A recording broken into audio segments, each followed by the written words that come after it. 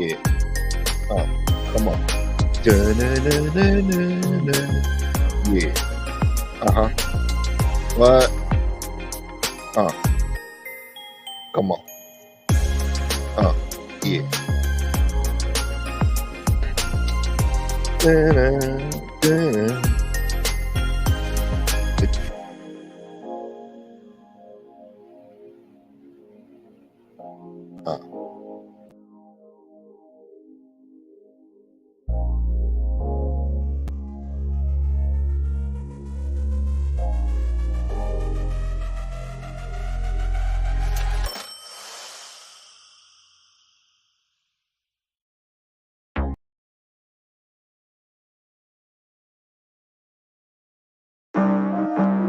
Okay, then, wake your ass up, boy. Wake your ass up, boy. BD, boy. Hard blur, wake your ass up, boy.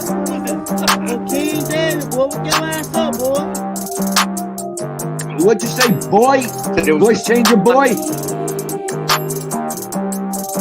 DV boy. Look at this is the real fucking DV boy talking tonight. DV boy.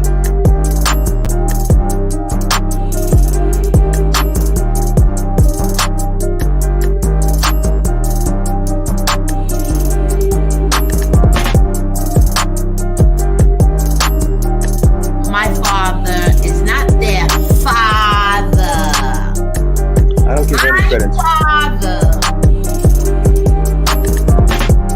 DV boy.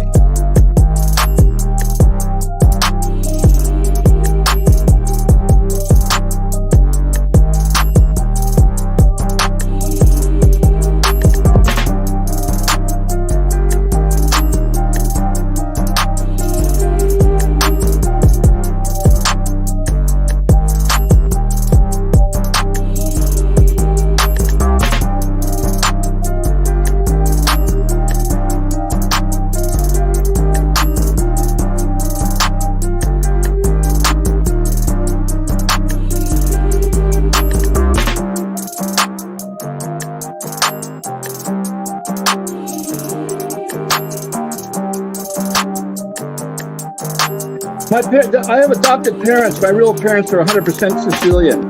I'm as Italian as you are, if not more. Okay, so no, you're not. You're not more Italian. You're not more Italian. I don't know what that I was adopted. But what is that out there? 1 hour old when I was adopted. I've never met my real parents. Yeah, I'm Italian too. No.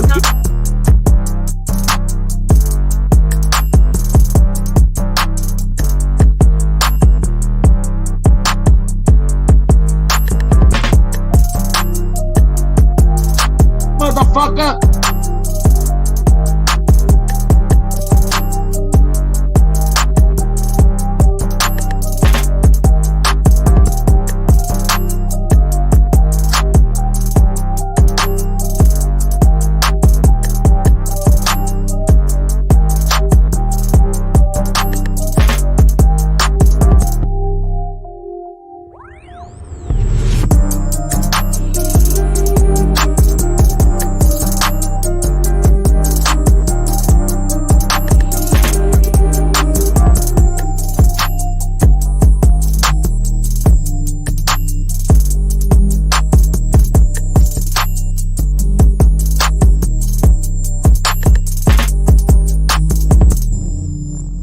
Are you out of your mind?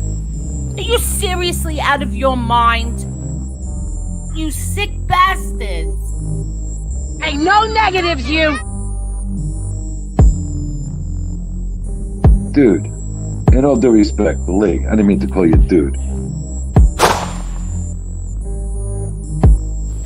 What kind of life is splashing around on the waves and saying, wee? Don't say that to my face. I'll crack you upside your head.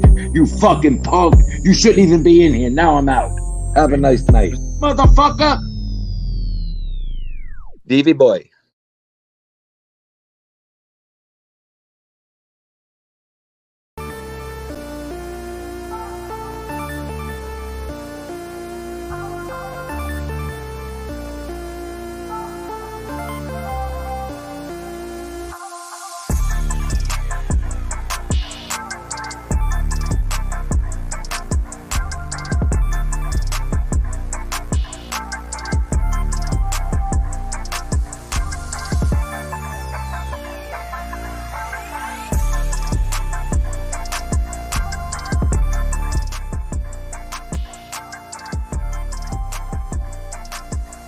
Good morning, everybody.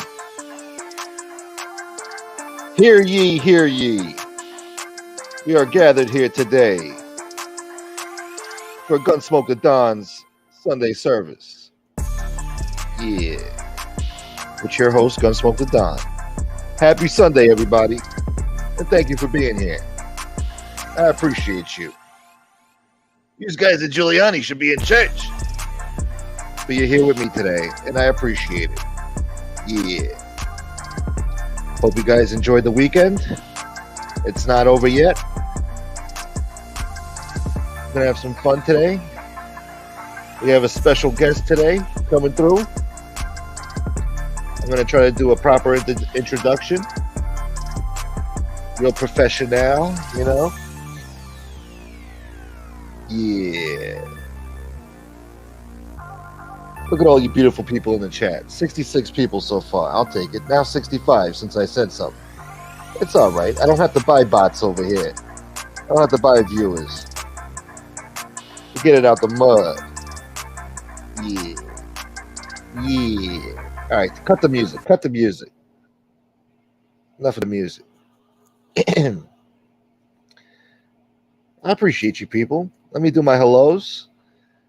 Then I'm going to drop a link for two special gentlemen. Real gentlemen. Great guys. And, yeah, we're going to have a little show today with some content, some subject matter. Should be good. Michiel, what's up, brother? First guy in here.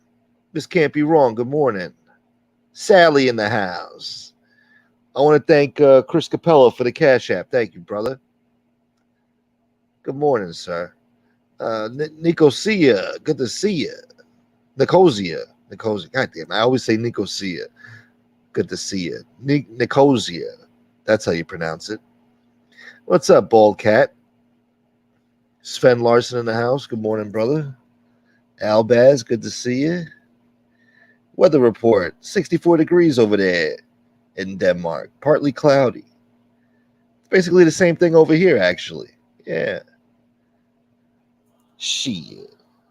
Uh-oh, Sally's leaving us. Catch you on the replay. Thank you, Sally. Casey Robinson. What up, brother? Terry Lynn in the house. There's Terry Lynn. Who else we got here? Kat Winterworth.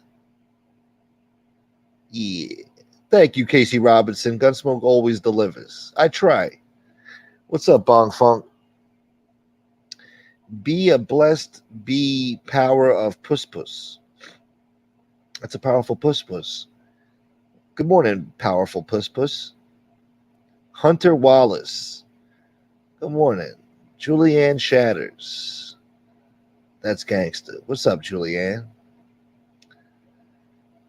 Tatone, my man. Tatone, buongiorno.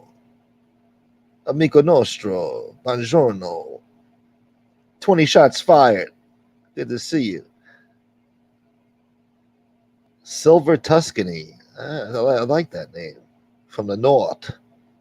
Tuscany. They got good food over there. Anthony Tavernes. Good morning, sir. Yeah, Anthony Tavernes in the house. We got Wyatt Earp. Wyatt Earp. Is the guy that's the Pope in the pick Beretta? No, that's not what's his name? That's not that guy. That's Michael Francis. Michael Francis was a capo in the Colombo family. Made a lot of money. And yeah. Now he's all about Jesus and stuff. He changed his life. So I made him as the Pope, you know? He's like the Pope around here. Anyway. Casperosa, there he is. I thought you forgot about my show, pal. Turning the Golden Girls bronze since 2005. Yeah, a lot of tanning going on. What's up, Brian Miller? All right, let me scroll down. Let me highlight Sally's donation here because that's only right. Thank you so much, Sally. I appreciate you. Thank you for supporting this channel always, like you do. I appreciate you forever and ever. Amen. Joe Bag of Donuts. It's the jacket. Carlos. Minnie. There's Minnie. Yeah. Good morning, Minnie. Wind Whispers. Ooh, Wind Whispers. I like that name. Windy Whispers. Good morning. And Memo. What's up, Memo? Where the hell you been, Memo? Yeah. All right. Well, hey, Miss Charlie Steen. And Crypto Crotchy. Good to see you. Charlie, where you been at? It's good to see you, sweetheart. And Bear Pushy. I'm actually in church. I'll be in and out. Have a great show, Gunsmoke. Thank you. See? At least I know somebody who's not going to hell. Bear Pushy's going straight to heaven. Doing the right thing over there. Everybody else in this chat's going to hell with me. Because we're all supposed to be in church right now. According to the Lord. Alan Smith, what's up? So listen, guys. I got a special guest today.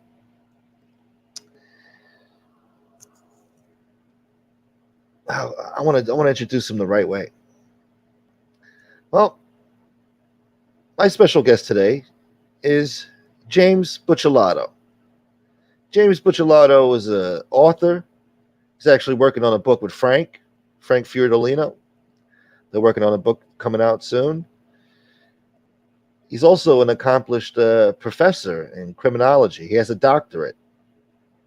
They call him the fucking doctor. He actually has his own history in the mafia life. His family goes back 100 years in the mafia, just like Frank's does. And I guess their families were friends. And, they were involved with that whole Bonanno war. James is also an expert in the Detroit mob, especially. He's partners with Scott Bernstein. They do shows together. They have a channel together, I believe. So we're going to have a nice conversation, little mob chat with James Buccellato today. I like to call him the fucking doctor because he has a doctorate. He's a criminologist. He's a professor. He's an author. And he's got the history to back it up. He's got the blood ties. So I'm going to drop a link soon for Frank and James only.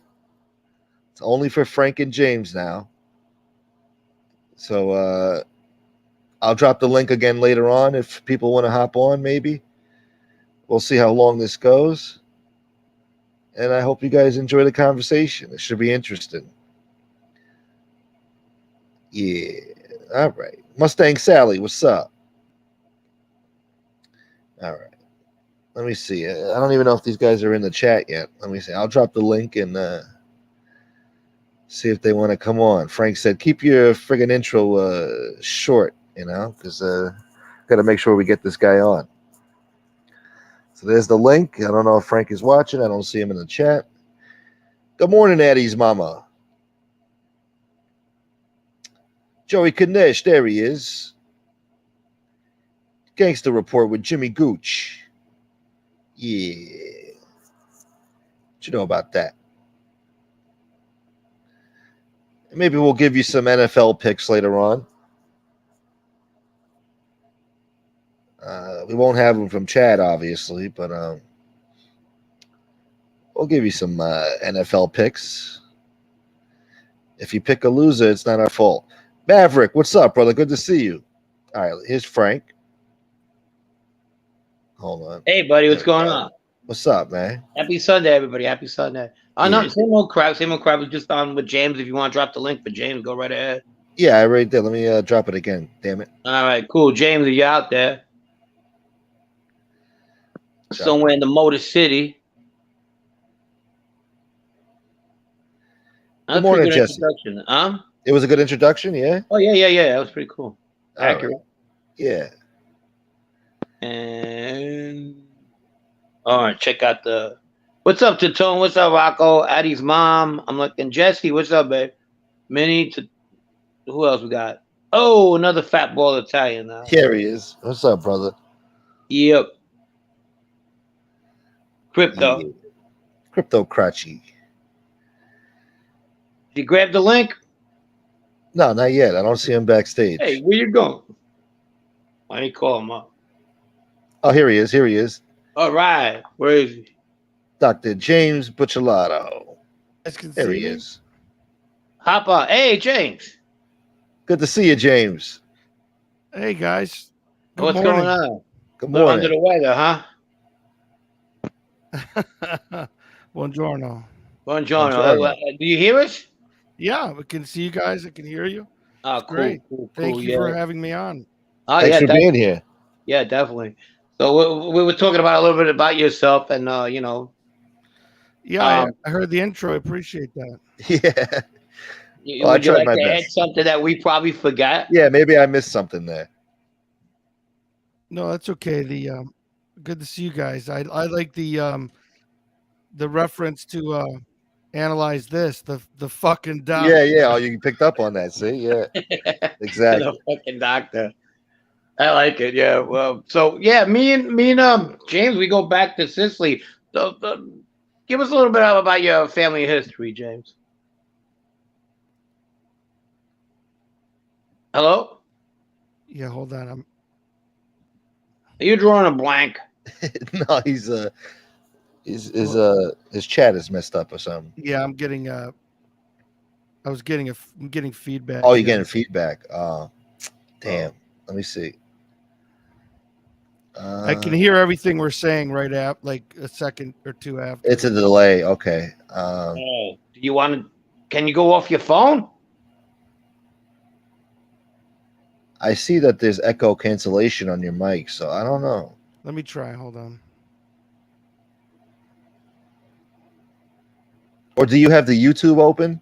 Yeah. You have YouTube. Oh, Should I see, click that yeah, out? you should click out of YouTube and just use the StreamYard. Yeah. Yeah, now I can hear you guys. fine. Okay, perfect. Yeah. Oh, you can Sorry hear about us. that. Yeah. Yeah. So give us a little bit of history about your family and stuff, and we'll go from there. Yeah, thanks for your patience, guys, with the technical difficulties. Oh, of I know, course. Frank's used to it with me. I co-host a podcast, Original Gangsters podcast with Scott Bernstein, but I admit I'm not a tech guy. I'm not an AV guy, so we have to have an engineer. So I appreciate you guys' patience with that. Yeah, I mean, you guys had the intro pretty good. I'm a criminologist at a research university, and my specializations are gangs and organized crime.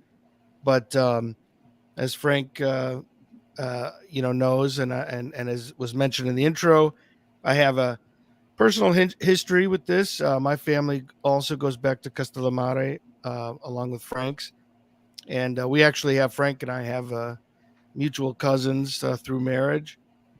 And I would say, people may be familiar with my last name primarily through the story of Joe Bonanno. His baptismal godfather was Felice Buccellato, and there were, there was a Buccellato that was a high-ranking member of the Bonanno family, Joe Buccellato, and other prominent members, men of honor in Castellamare. So I wrote about a lot of this in my book, if I may, shameless self-promotion, hold it in front of the camera. Absolutely, yeah. Early organized crime in Detroit. And Nice. I wrote about Castellamare and the Buccellato blood feud with the Magadinos. And this goes back to the late 1800s, early 1900s. And the families were feuding in Sicily, but a lot of them migrated to places like Brooklyn, Buffalo, Detroit, and the blood feud actually continued, and it was pretty violent. So I wrote about that, and I think that's pretty much it. I'm still just doing field research, and Frank and I trying to get a book project going. So that's about it. I'm just here to hang with you guys. Great. Awesome.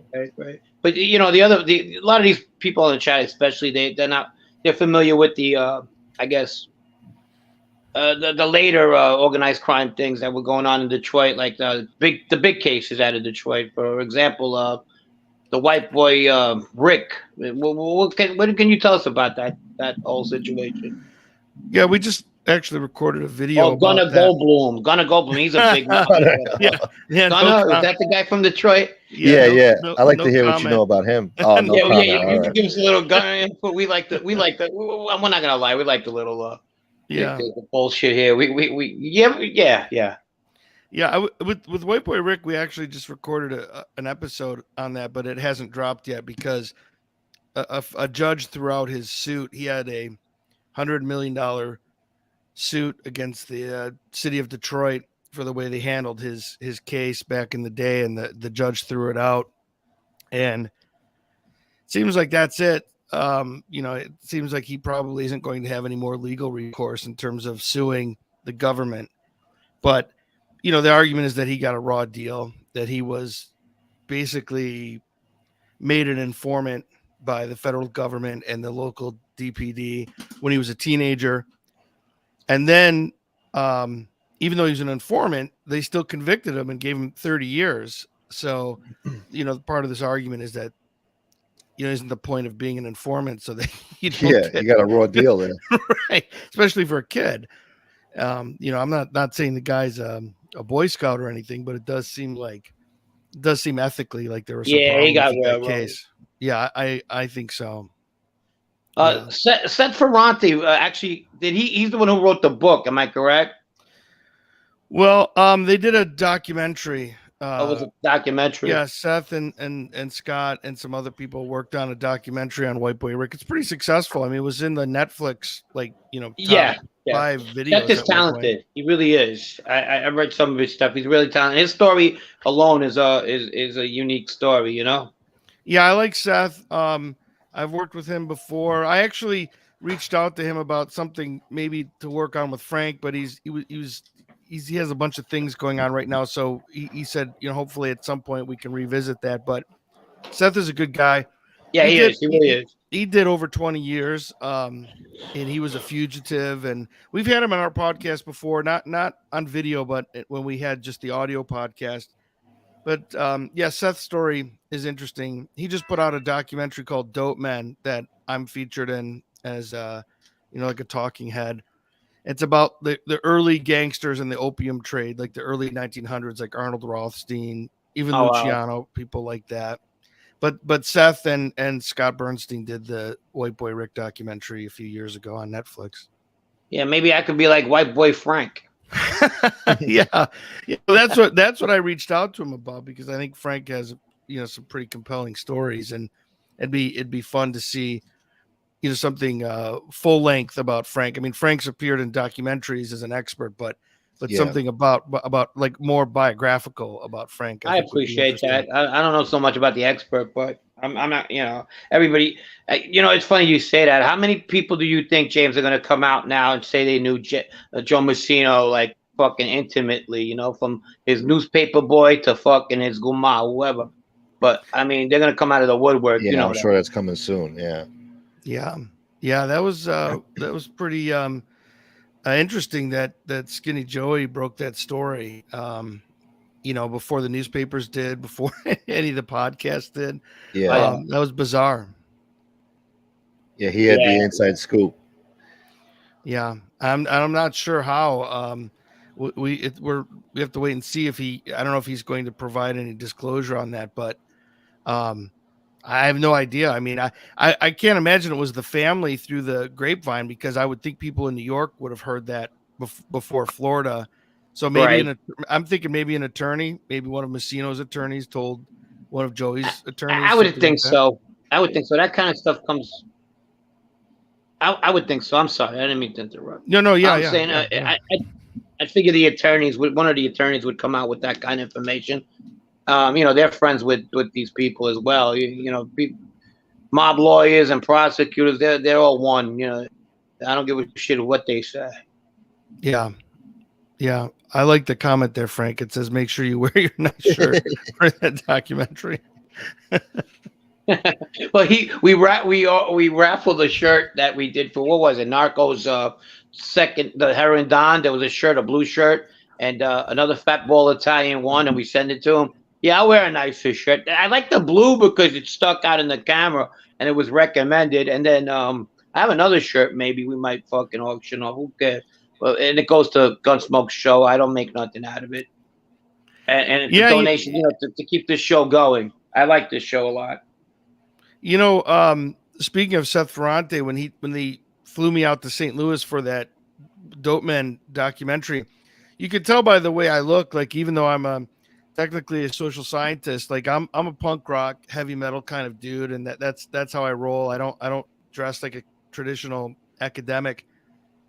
So when they invited me out for the documentary, he was like, you should rock a suit and tie, and I was like, dude, suit and tie, come on, man. Like I'm a chubby Italian dude, punk rock, heavy metal guy. Detroit Rock City. Detroit Rock City. I don't even own a suit and tie. Hey, Anthony T, what's up, brother? Yeah, no, I did the best I could, but I ran into that problem. Yeah. Back to Messino, though. I was on Anthony DeStefano put up a post on Facebook, and I caught Barry Levin on the post, and I haven't heard him. I haven't seen Barry Levin since the co-defendant meetings. He goes, "Hey, what's up?" He goes, "I'm still fucking doing my thing." I didn't know that Barry Levin. He just had brought that up on the post. He defended Vinny Bassiano against Joe Messino, which was weird because he also represented Bobby Lino on the same case. The conflict of interest, I guess, wasn't there. It wasn't for me to determine it. Of course, the judge would have had to determine that.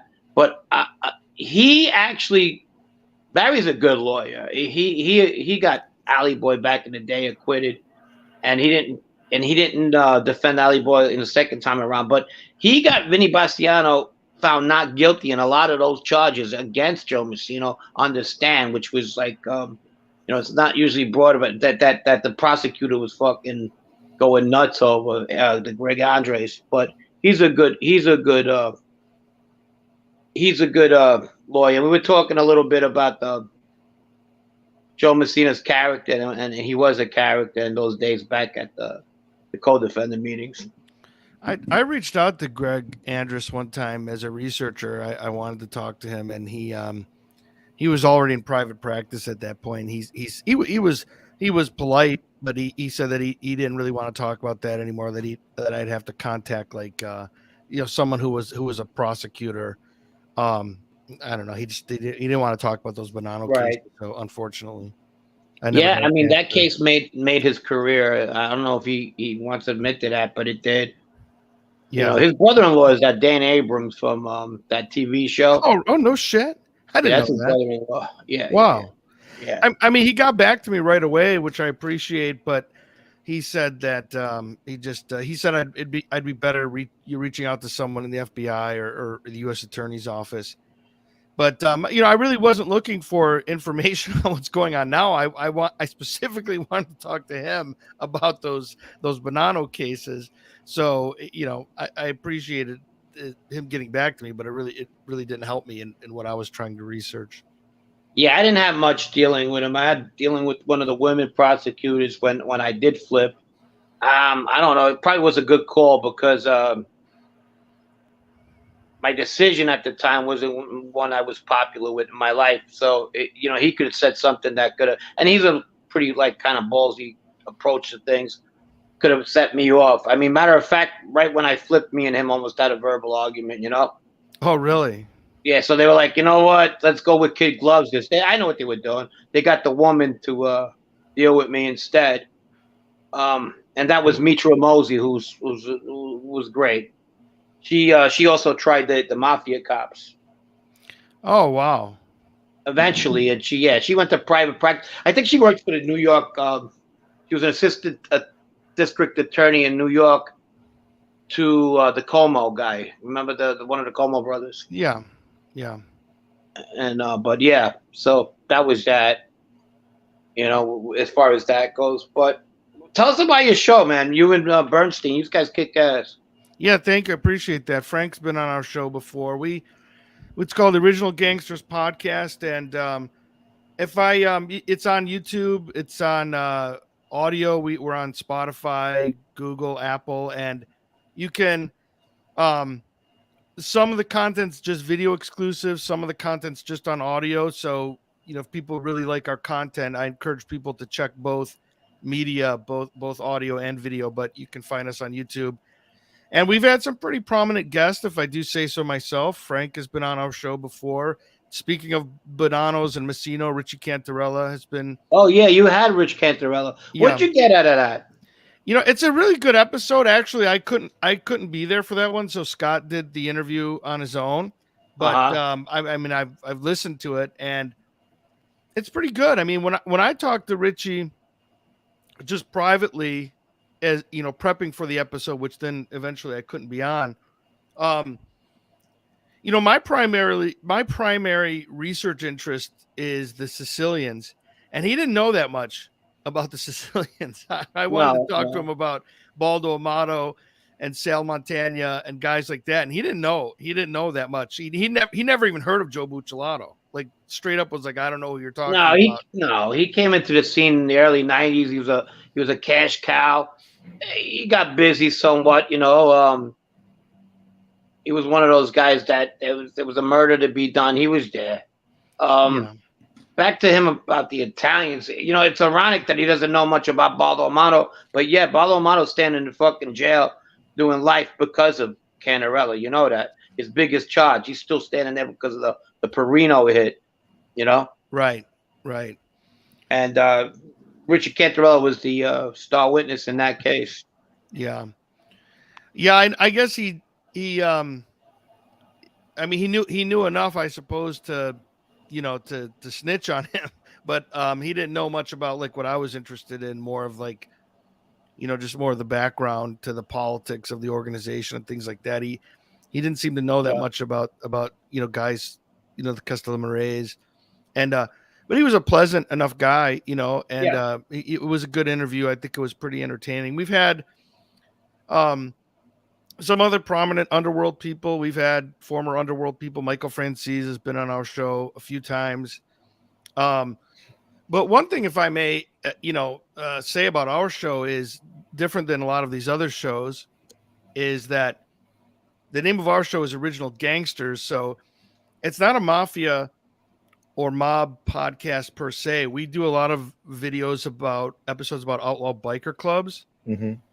So we've had George Christie on as a guest. He was a major shot caller in the Hells Angels. We've had my friend Mooch, who was a shot caller in the Mongols Motorcycle Club. We had an exclusive interview with Big Pete. Rest in peace. He's dead now, but he was a shot caller in the Outlaws Motorcycle Club in Chicago. We've had one of our bigger guests just overall was George Young, another guy, rest in peace. George Young, if you guys have ever seen the movie Blow. Of course, yeah. Yeah, of course. I was in jail with Carlos Later in Minnesota. Oh, yeah, right. Yeah, that was one of, they were working together, selling coke together.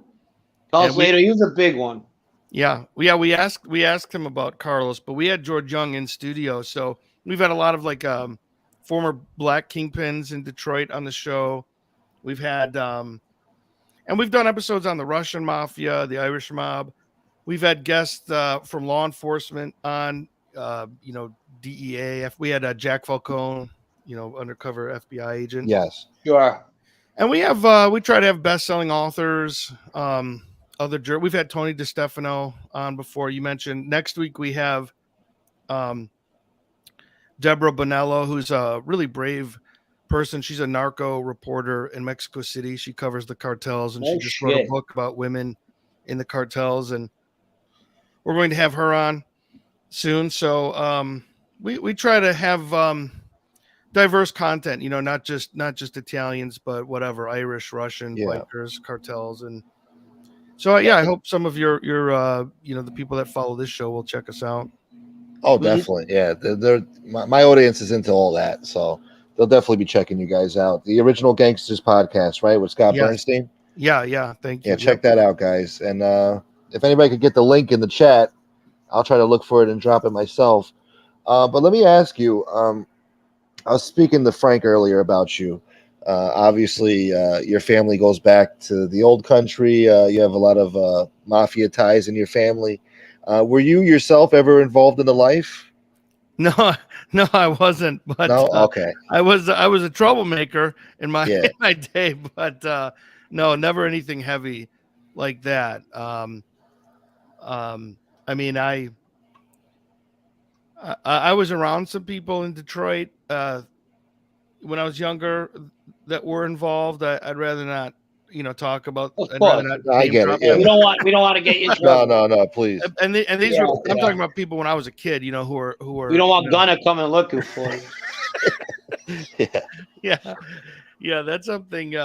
Yeah, I don't talk about that public because I knew Al. We grew up in the same neighborhood, so and he's never said anything about me, and I never had a problem with him back then, and so I stay out of that. But I'm well aware of. I get the joke. I'm well aware of the situation with him, but no, but I always knew just from certain family members, and also I knew that my Bisnono, my great grandfather, was killed in that blood feud with the Magadinos.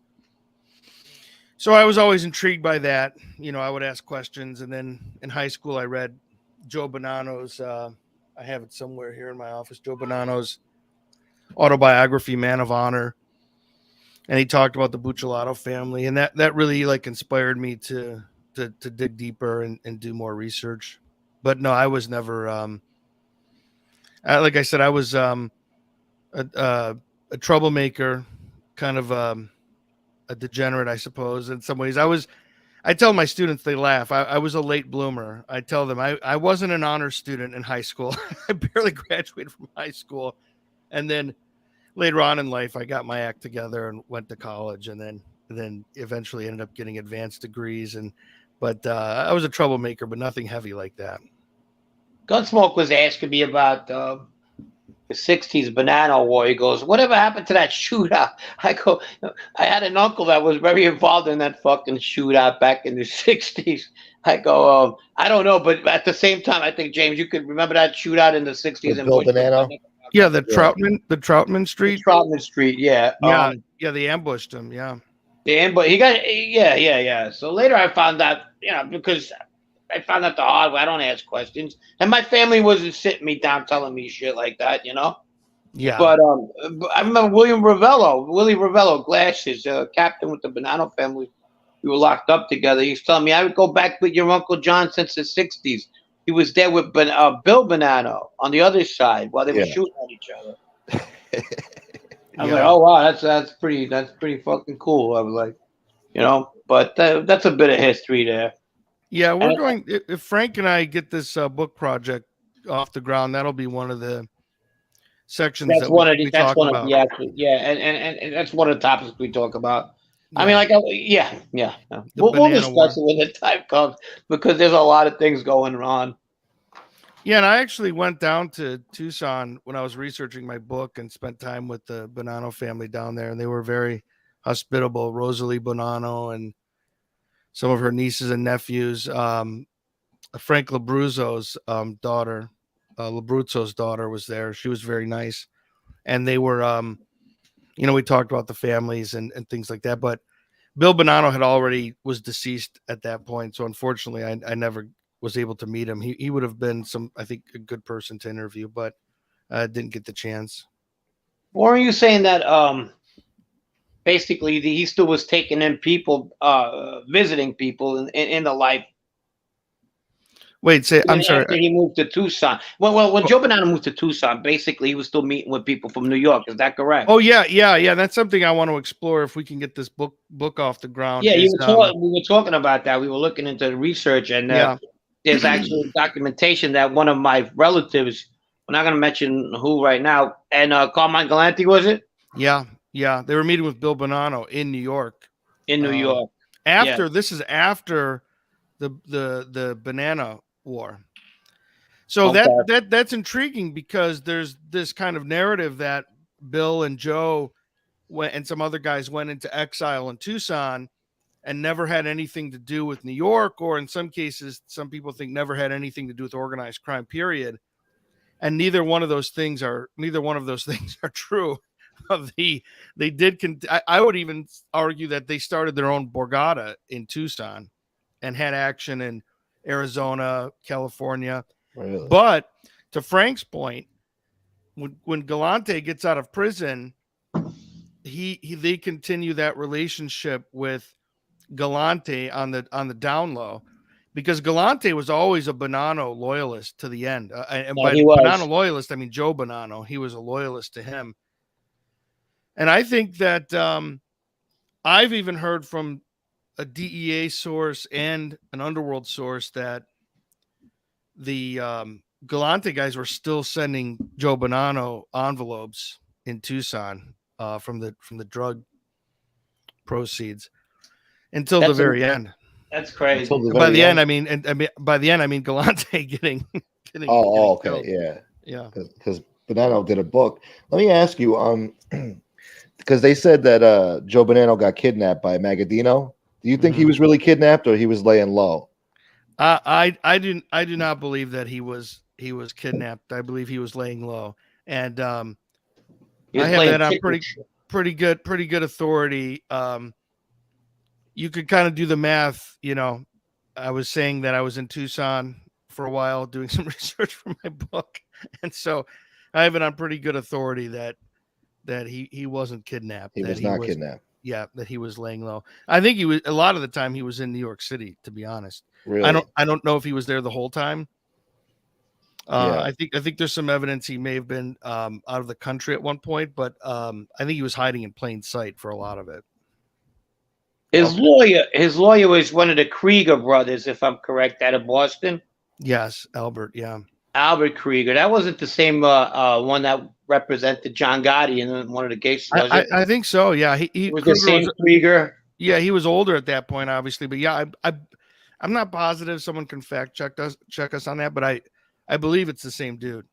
I have a friend of mine from Boston. He's an older gentleman. He did a lot of maritime law, and they went to law school together. He says that Krieger was a really, really good law student when they were younger, and a really good lawyer at that as well. Yeah, he was considered one of the best. Yeah, he was Joe Bonanno's lawyer during the 60s. I think there's some cool images online, if I'm not mistaken, of those two walking into the courthouse together. But yeah, I don't believe that he was kidnapped. I get it. Did I just mention Gotti smoke? No, did you? No. Yeah, I just wasn't a Gotti's lawyer. Fuck, I'm gonna hear shit. Keep my name out of it. Do that. Do the voice. You don't know my father. You didn't know his lawyers. Awesome. Yeah, that's another thing, if I may be so bold about our show, is we don't talk a lot about Gotti. A lot of the other shows seem really like fixated on him, and I understand why. Obviously, he's a compelling person. He was. Oh, he was. Big he shot. Was. I love the Gotti film, the one with the old one with the HBO one. So I don't want people to think that I'm naive about. But it's sort of like, I have Al Capone back there. Like, to me, it's sort of, as a researcher, it's sort of like, what else is there to say? I mean, Al Capone and John Gotti, I feel like the book is up. The books have already been written. I'm not sure there's much left to disclose or talk about. So we try to find other stories and people to talk about, but whatever, people can do what they want.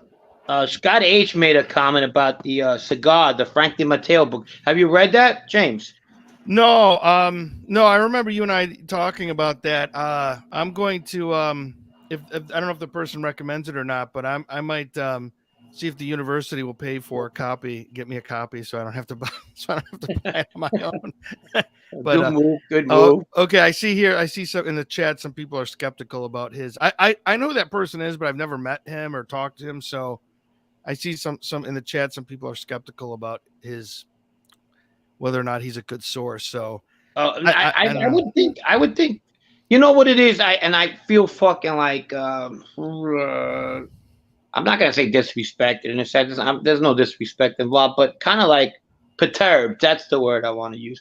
And I feel perturbed when it comes down to this guy writing a book about anything that comes out of what we're from. In respect. Galante he might have been a mad dog, but he was our mad dog, So if anybody's to write about anything, it's to somebody who would come from the same neck of the woods or knew the same type of people. You know what I mean? Yeah, I think. Am I getting perturbed for no reason, or do I got a point? Yeah, I mean, I think we have like some unique insight, that maybe other researchers they don't have, but Right.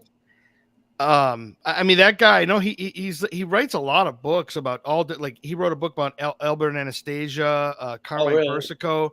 So I don't know if oh, thank you. I see the shout out to the Cantarella interview.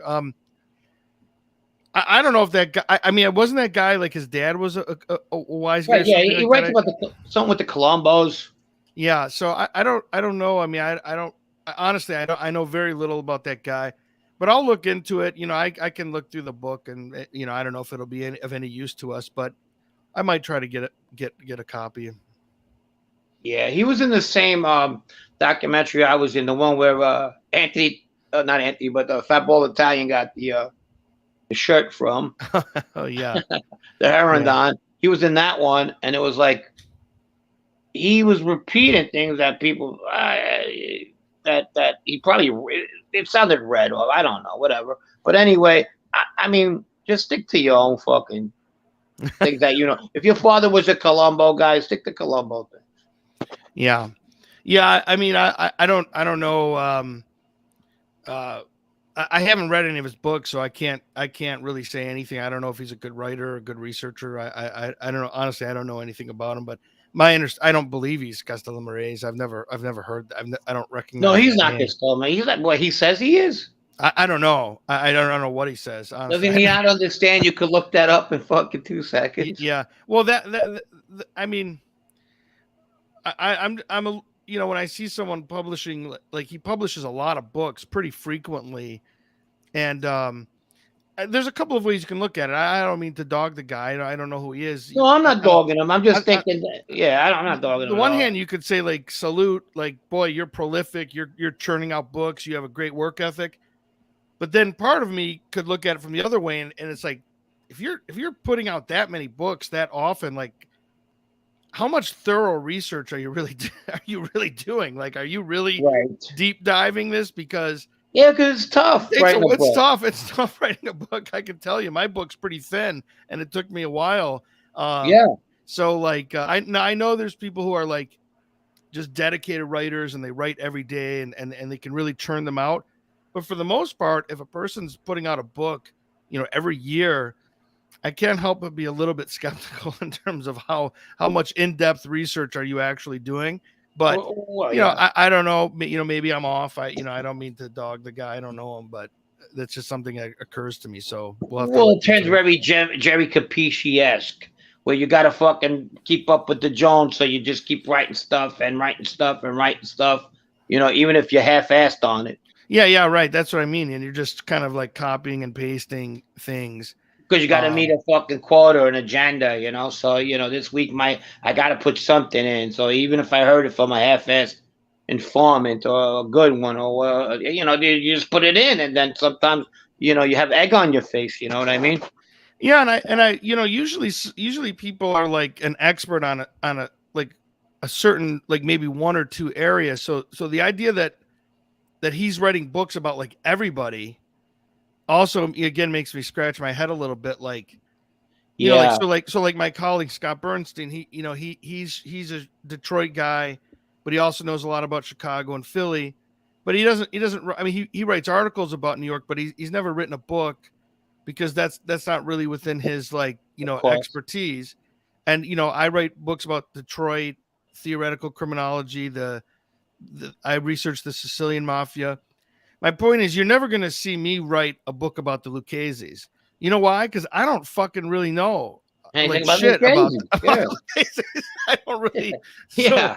So if you ever see my name on a book about the Lucchese's, you could call me out. I'm writing a book about the Nation of Islam, so I'll put it out.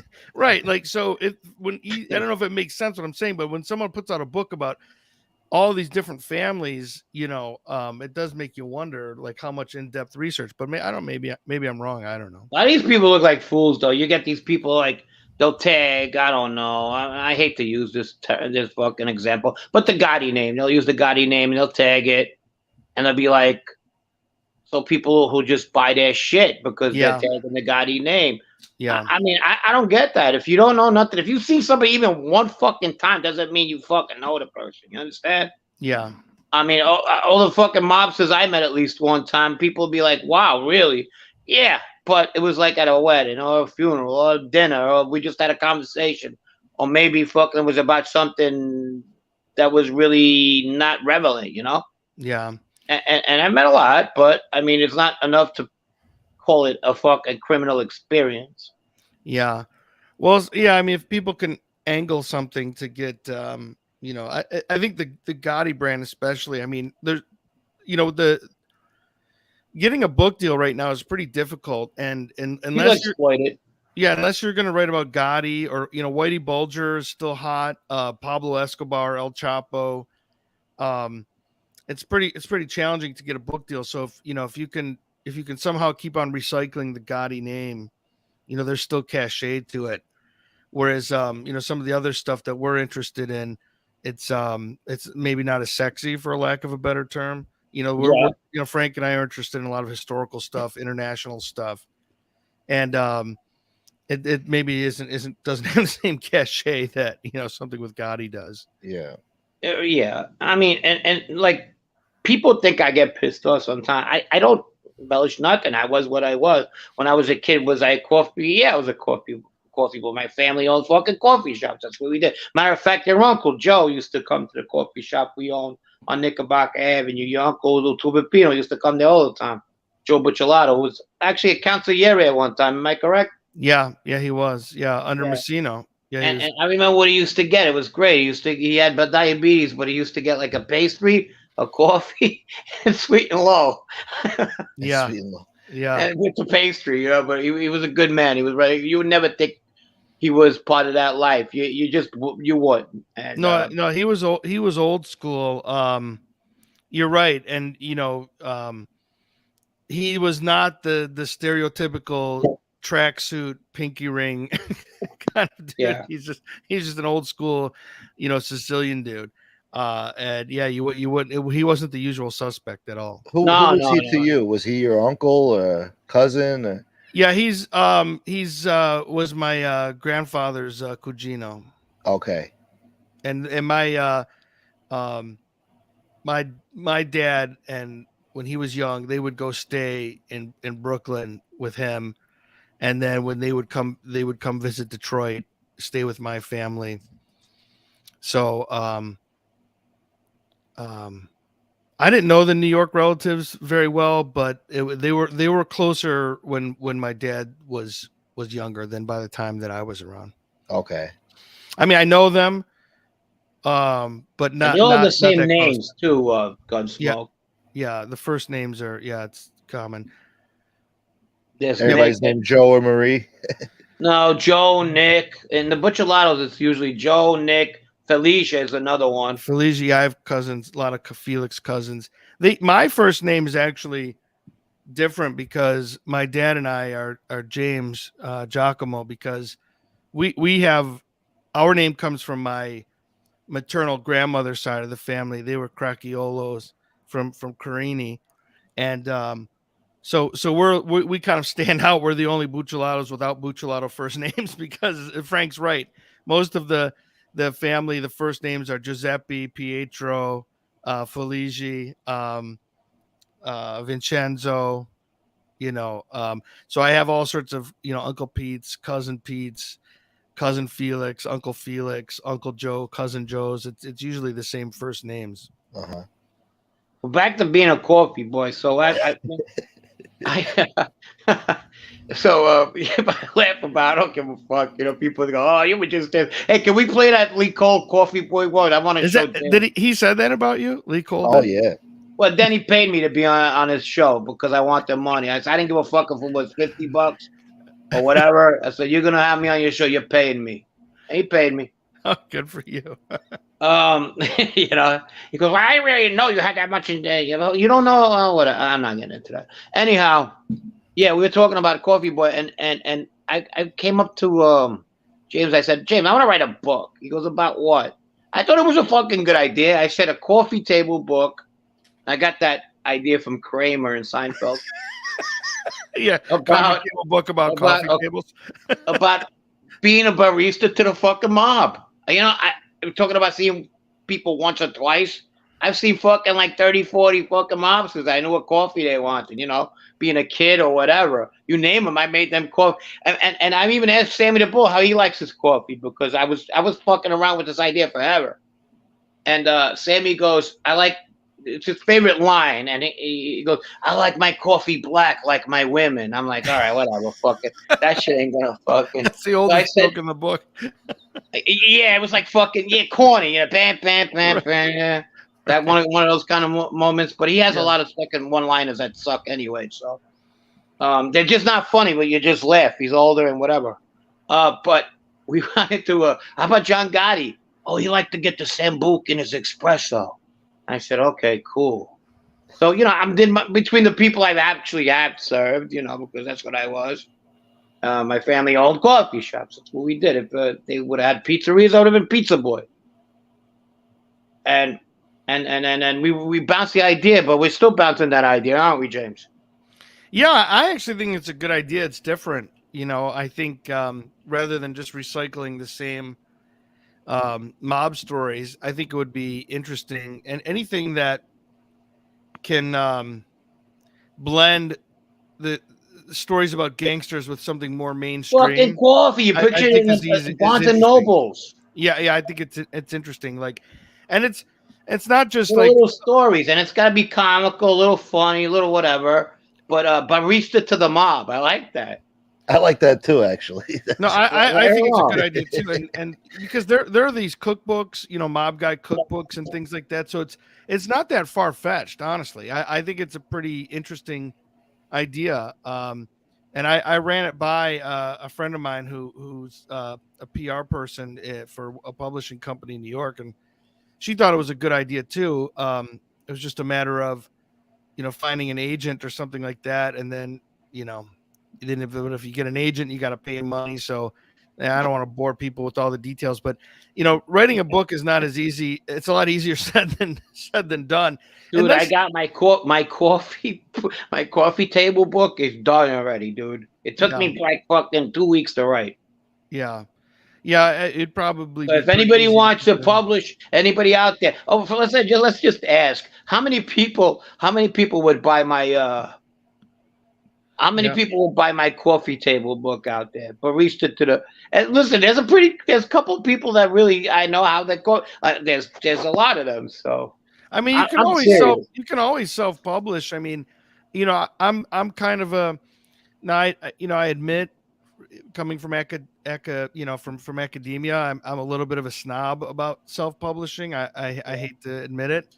But people do it and people make money. I mean, if you ever wanted to, you could always just publish it yourself and sell it, put it together yourself and sell it on Amazon. I can make coffee for Tony Pizza, the biggest hit man out of Long Island. I think your idea is good enough. It deserves a book deal, but you know what? That's just me. But you could always self-publish it. I'm also particular about who I want to fucking, you know what I mean? Write a book. Yeah. Scott H says I have Frank Culato's cookbook. Yeah. I used to love that show. Yeah. Yeah. So it's not that far fetched, Frank's idea. I think it's a pretty good idea, actually. My biggest fan, another fat ball Italian, goes, I got your shirt, so of course I would get the book. Yeah, well, you would get a free one for sure. I think a lot of people in the community would buy that book. Definitely. Yeah. And I think another reason why I think it's a good idea, again, is this crossover appeal. You could get people to buy it who aren't necessarily like huge mafia nerds that like consume all of this stuff. Like, there's a lot of casual fans of this genre, and I think they would find that kind of interesting. You could bring in a lot of other audience members. I think that's a good point. Oh. There you go. Ubu Sit got a great question for you. I could probably answer that half-assed, but James will definitely answer that pretty good. Yeah, I mean, I think that. I think so. I mean, Frank and I have a hypothesis or a theory we're going to put forward in this book. Is it okay if I talk about it, Frank, or do you want to? This is something that we do hit upon, so let's leave them in suspense somewhat. Okay. So I would say yes, but at one point no. I'm sorry to be so coy about it. I think there still was, but eventually for all intent and purpose, I think the Bonanno's become just an Italian American Borgata and not as much factionalism. But we're Much going to go into sooner. we're going to go into the that's one kind of spoiler we can give, is that we think that process happened much sooner than a lot of other people think. Well, a little later than that incident he's talking about, but much sooner than what people think. Yeah. So I would say yes after the Banana War, but it didn't last as long as maybe others think. If that's fair. So Carlos says Victoria Gotti's son Frank wrote a cookbook. What, Taco Bell for Guidos? Fuck, what the fuck? When will that kid ever eat home? Get the fuck out of here. You're talking about exploiting the Gotti name, right? Yeah. But it's another example of, like, I'm not joking. Like there's like a market for kind of mob themed books that are not just the same, recycling the same. Yeah, the same bullshit, the same story. I mean, if I wanted to hear a fucking Carmine Galante book coming from I would have to go with his daughter Angela. She was on that not the fucking beat, the Heron Don, the narco wars, and who better to know someone than their daughter, Yeah. I can't remember, Frank. Do you know her personally? I can't remember. No, I've never met her. Nope. No. So but I was quite fascinated that they grabbed her for that. I was too. I mean, I didn't even know that she was still around. I mean, I'd like to talk to her for our project. Right. I don't know how to get a hold of her. Maybe through some of your people that you worked on the documentary with. I can work on that. Yeah, I can work on that for sure. I can work on it. And then he has another daughter too. I hate to say, I don't even know if she's oh God, Angel. I'm sorry. I'm fucking sorry. He wrote a successful cookbook to lose weight. Know it all. All right, my bad. There you go. Now you stand corrected. Yeah, listen. If it's about losing weight, guess what? I'll even buy one. Okay. I need that. That would be Frankie. What's his name? I need a few tips myself on how to lose weight. Yeah, I need how to lose weight too. So me too. My God. This lady hates me. You know that, James. Yeah, you mentioned that to me. Yeah, she's not too happy with you, Frank. Well, I never did anything wrong to this. Okay, all right. I got in bed with fucking some guy at one time. Not that way. Okay. Next thing you know, and he was they were going back and forth, but I got out of that deal. I don't want nothing to do with that shit no more. It ain't my circus, ain't my monkey. Ain't my monkey, ain't my circus. That's why she's mad at you. You're saying? Yeah, I should have just kept my mouth shut in a couple of issues. This was back in the Facebook days, so. And so, I mean, let's call it for what it is. It wasn't my business. You know what I mean? Yeah. I got enough mob shit I could talk about. I don't have to talk about that. And, Galante, he had at least one nephew who was a made guy, right? That was still around even after he died in 79. James. That would be James Galante. Yeah. Yeah. But he kind of like was in and out after that. Yeah, he didn't get chased after that? No. People get chased when they're feared. Or they get killed. They don't get chased, they get killed. The chase ones are the ones they think that are not going to, give them any retaliation. Back to Tony Ducks. Which of Galante's daughters was the one he was trying to get made? That was Nina. I don't know how true that was because I never heard of a man trying to get his daughter made. You hear that from books and stuff. I've never, ever heard that. Yeah. Matter of fact, Angel brought a good point the other day. One of her comments, she says, "We're not stupid," and she was talking about girls to get into that life. Yeah, you're right. I saw that. Yeah. People ridiculing that.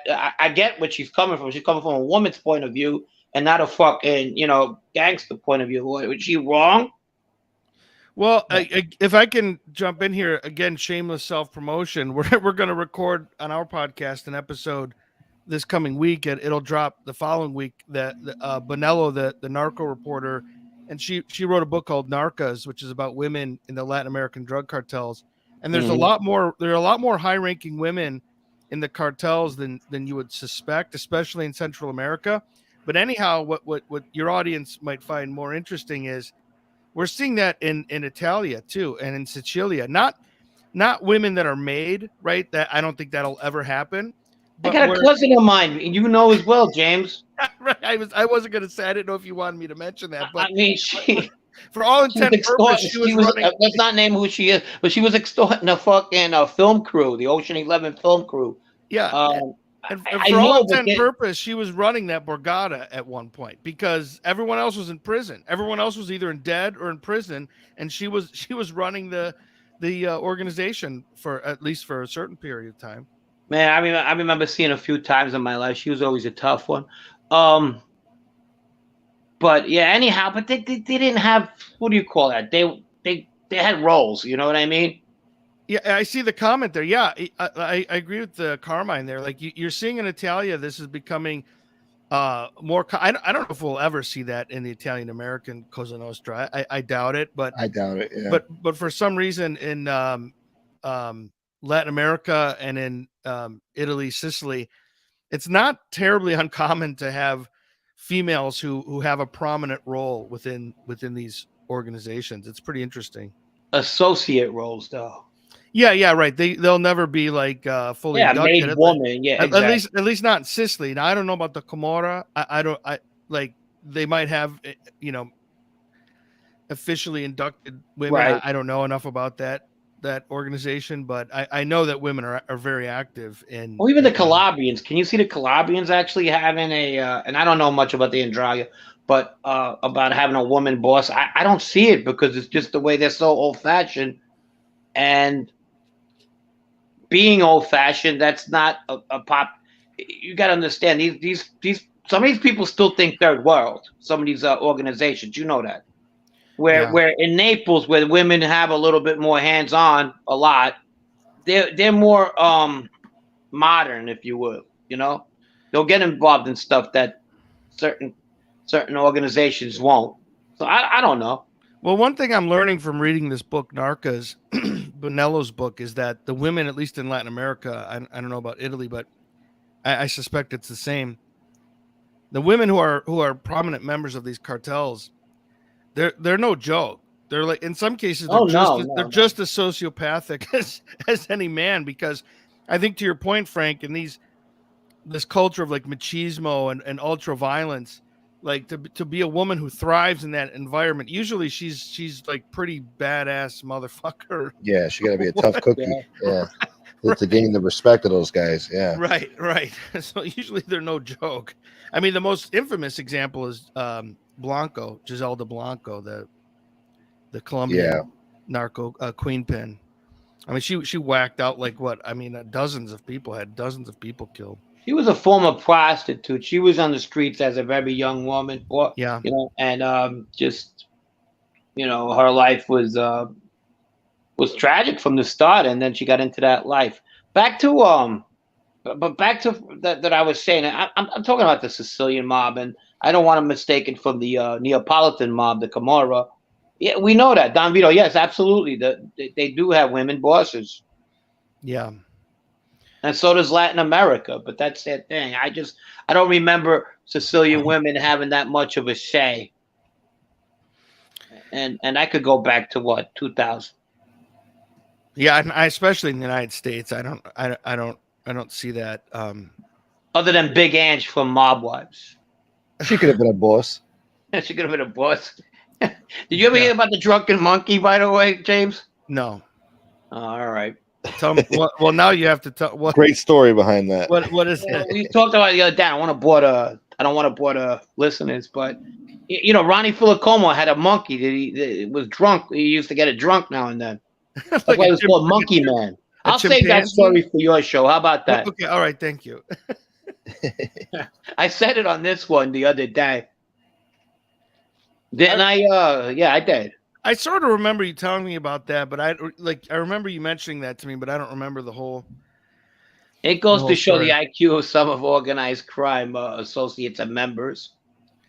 I see in the Casper Rosa asking about Billy D'Elia's book. I haven't read it. I think Scott Bernstein's going to read it. Maybe try to get an episode going about that. I don't know. That's the person who was allegedly took over the Buccalatto crime family in Right. Scranton. I'm not an expert on it, but I would just say from what I've researched, I'm very skeptical of this idea that Buccalatto was a big deal. I know the movie The Irishman came out, and and there was that book. I mean, there's one allegation that at one point Buccalatto was running the Genovese family in New York. That's complete. That's crazy. That's just No. utter ridiculous. Yeah. I don't even know how to respond to that. I mean, he had a book out of like 12 guys in Scranton, Pennsylvania, and I think he's overrated. I don't mean to take any personal shots at the guy. I didn't know him or his family, but but I'm just saying, from a criminological perspective, a historical perspective, I think the Buccalatto, ever since the whole Irishman, the book, what's the name? I Hear You Paint Houses.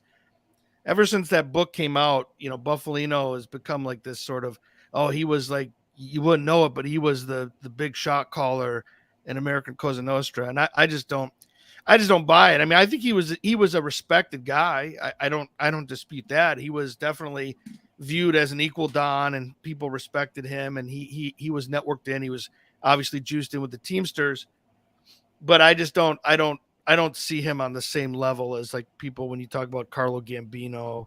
I agree. Joe Bonanno, people like that. I don't see it. Definitely agree with that. Yeah. Yeah, the beauty of Hollywood, huh? What's up, Casper Rosa? Miss Can't Be Wrong, how you doing? There's a couple of people. Jesse, what's going on, bad boy? Just saying hi to some of my friends from the chat. Yeah. Let me ask you something. In your opinion, because me and Frank were talking about this the other day, with the Anastasia hit, they say it was Joe Gallo, his brother, somebody else. Do you think the Gallos were in on that, or who do you think pulled off that hit on Anastasia? Because we still don't know to this day, really. I'm going with Raimondi. Raimondi, yeah. Well, that's another thing Frank Sheeran takes credit for. That's the Irish Raimondi. But Frank Sheeran, the Irishman, that's another hit that he takes credit for. And Columbo hit too. The Columbo hit. Yeah. I'm not sure if the Gallows were in. I don't know enough about that really. I have heard that it was someone else, but I can't remember the other names that I've heard, so I'd rather not misspeak about that. He's a pretty good, talented freaking. I'm familiar with the argument that it may have been someone other than the guy, and I mean a real argument, not Sharon. Yeah, a real argument, but we'd have to check with. Shout out to our friends at the mob archaeologist. By the way, Angelo texted me this morning, Frank, and said, "Tell you what's up." Yeah, where's he been? I haven't spoke to him. Where's he been? Yeah, I don't know. He's around. But give me a holler. Call me up if you're listening. Yeah, mob archaeologist. I'd have to check with them. They'd probably give a better answer about the Anastasia hit. Those guys are pretty smart. Those guys are fucking dead. If you're one of these fucking mob guys that are into want to know any, you want questions, legitimate ones that can go back 100 years. These guys are your guys. Yeah, they're mob archaeologists. They're really smart. I mean, I view myself as like when I started the podcast, I view it as a type of field research. Like I like to learn from people like Frank, learn from guests like the mob archaeologist, working with Scott Bernstein. He knows a lot. All these other guests we've had. I don't view it as like, listen to our podcast, I'm going to drop knowledge. Like if you want me to drop knowledge, you could take one of my courses at the university, because when it comes to the podcast, I'm just trying to learn. And so I don't I don't have the same kind of instant recall that some of these guys do. I agree with Frank. Sometimes I get intimidated being around Bernstein and the mob archaeologists. These guys can fucking, bring up who was the captain in the Columbos in 1972, and they'll fucking name them all. The whole crew. They name the whole fucking crew. the captains. They were naming off people in my family that I didn't even know fucking Yeah, existed. and I'm like, I'll talk to this guy like, how the fuck do you fucking remember that shit? I'd be talking to a cousin or something, and she'd be like, "You remember him?" I said, "No, I was brought up." Oh yeah, but he died way before you were born. I'm like, whatever. Yeah, these guys drop knowledge. They know. I don't have instant recall like that. I'm a theoretical criminologist, and I can do pretty well with the case studies that I really deep dive, like some of the Detroit stuff, some of the stuff from Castellamare. I have an interest in the Cherry Hill Gambinos, like the transatlantic stuff. But other than that, like if people ask me question about the Columbos or something, I probably know more than maybe the average person on the street, but I admit I'm not like a walking encyclopedia like Bernstein and some of these other guys. I admit it. Have you ever heard of Tony Silo? No. If this voice sounds familiar. Hold on, this voice sounds familiar. Go ahead, Tony. Hey, how you doing? It was nice to meet you. You're a gentleman. I spoke to you, right? We had a nice conversation. You don't know who that guy is? No. Yeah, so he's a what did you carry? He's a character. He's funny as hell. Yeah, he's all right. Yeah, he's cool. Don't bother me anyway. Hey James, how did you get teamed up with Scott Bernstein? How did you guys get hooked up together? Well, we're both Detroit guys, and when his book Motor City Mafia came out, I was a graduate student, and I just I went to one of his book signings, and we just hit it off, and we were around the same age, and we became friendly, and our careers kind of like coincided. He was just getting started, I was just getting started, and so we co-published some things together and became friendly. And then I took off for a while. I took a position in the Department of Criminology and Criminal Justice at Northern Arizona University, and I was doing some stuff out west. But then I moved back to Detroit about 5 or 6 years ago, and so we reconnected. And then we just decided to, at the time, a mutual friend of ours is in local radio, and he said the three of us should do a podcast together. You can use our studio at the radio station.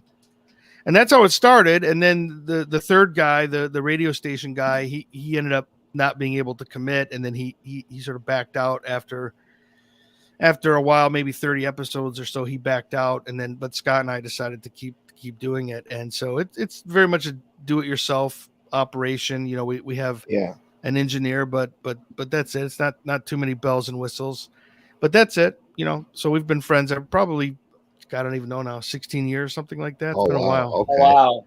Yeah. He's another one. He Bernstein's very, very knowledgeable, and one of the better ones as well. Yeah, his instant recall. He'll say to me something. Just he'll name drop someone, and I'm like, and he'll start telling me all these details, and I'm like, dude, back up. Who the fuck are you talking about? I can't remember. Like, give me more context. Like, I don't have that. Well, I call him Rain Man. Like, he's like that mafia Rain Man. If you guys remember that movie, Rain Man, Dustin Hoffman. Yeah. Like he has that like auto like memory. It's really impressive. Who had more power, Nicky Barnes or Frank Lucas? I would say Nicky Barnes. Yeah, I agree. Frank Lucas is another one who I think is. I think he's really interesting, and I'm interested in his story. But he's another guy like Buccalatto. I think that Hollywood has kind of inflated his actual status or influence, if that makes sense. Yeah, I agree. Yeah, I heard he embellished his story a little bit for the movie, and I don't know. I mean, he was a big time guy. Don't get me wrong, but not as big as Nicky Barnes, and I don't think so either. Can we get a little Lee Cole? The one with Fiordilino, that coffee boy. Oh, okay, yeah. You got James. This is the best. Hold on. Where is it? Check it out. Gunsmoke is a professional in this stuff. He's really good. Here we go. All right. Dude.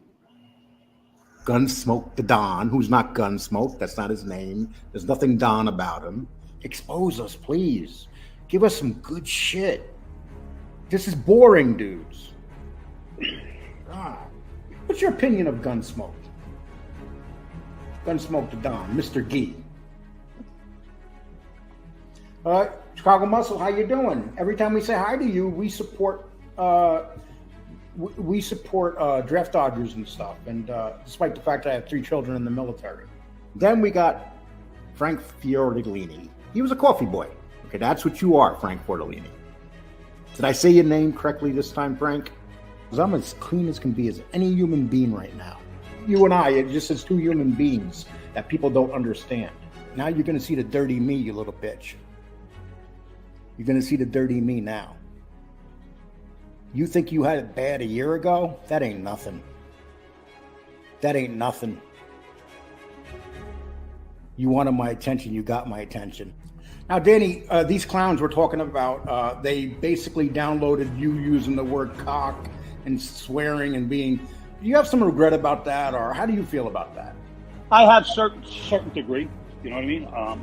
It's a good thing, Danny, they don't find out about those other bodies you have. Thanks a lot, Lee. You just fucking threw me over the fucking bus. That was a joke. That was a joke, Mr. Fad. Because Danny has a shit bag and stuff. Yeah, Danny has a shit bag. Where is it? Where's my shit bag? Where is it? Where's my shit bag? Where's my shit bag? You fucking clowns! You got a big can all belly suck button. my. You can all suck my dick.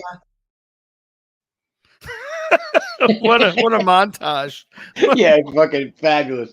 Yeah. Wait, by the way, what's up with that? I mean, I don't mean to come off as aloof, but I'm a little bit familiar with like Gunsmoke the Don is a really fun show, creative show.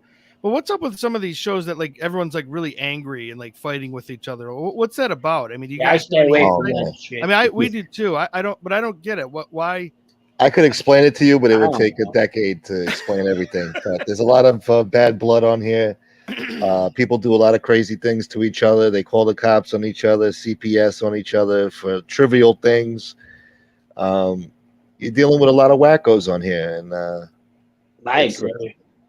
I mean, if you're willing to fuck, and these things that they say, are you willing to take them and not react or fucking do nothing about it? Then listen to these shows, because unless you're fucking talking to me right to my face, I don't want to hear what you got to say, because it's you know, I've never been talked like that by anybody in certain things that people say. You know what I mean? yeah. And I got thick fucking skin, though.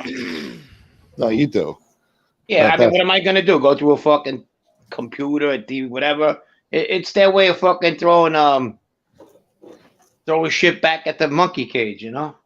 Yeah, I mean that's something it took me a while to get used to, because I was coming from this world where like everything that I published or research that I presented, you're in the academy and like no one really cares other than other academics. No one's looking at it. No one knows about it. You're really in a bubble. And then we start the podcast and we do social media to promote it and things like that. And I would say 90% of the comments are very kind and generous. Like the people that comment on this show, people are very friendly and nice. Yeah. But there's like that 10%. And I'm just like, really? Like, you're that mad at us? Like, I mean, 10%. Yeah. This is really venomous. And I'm like, wow, like what? Like, we have a podcast. We have 15,000 subscribers. We get anywhere from maybe 5,000 to 80,000 views if we're lucky. Like, we're not. I don't understand how we could possibly make someone that angry. Like, we're not that big of a deal. Like, you know what I mean? If I and I get it. I get it. And some of these people, they make a little money on it, or a lot of money, whatever they define as money, whatever. Yeah. But most of them don't, and I don't understand why you're gonna fucking like. I get it. If you have to feed your family and that's the only way, I don't get it, but if that's what you got to do, you do it. But who cares? That's we do it. We do it as a show. There's worse ways to make money, and if that's what you're doing, that's fine.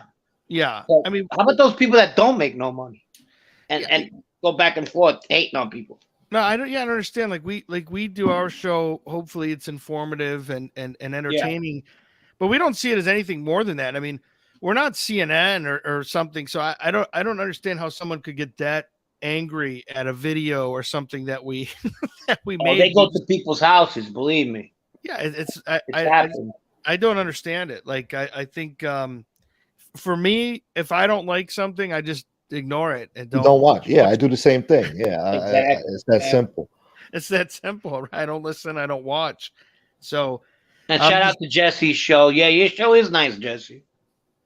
That's why I like to stop in there one time. Yeah. Jesse Watt has a show. I like to go on. It's no bullshit. It's pretty relaxing, and that's it. Yeah.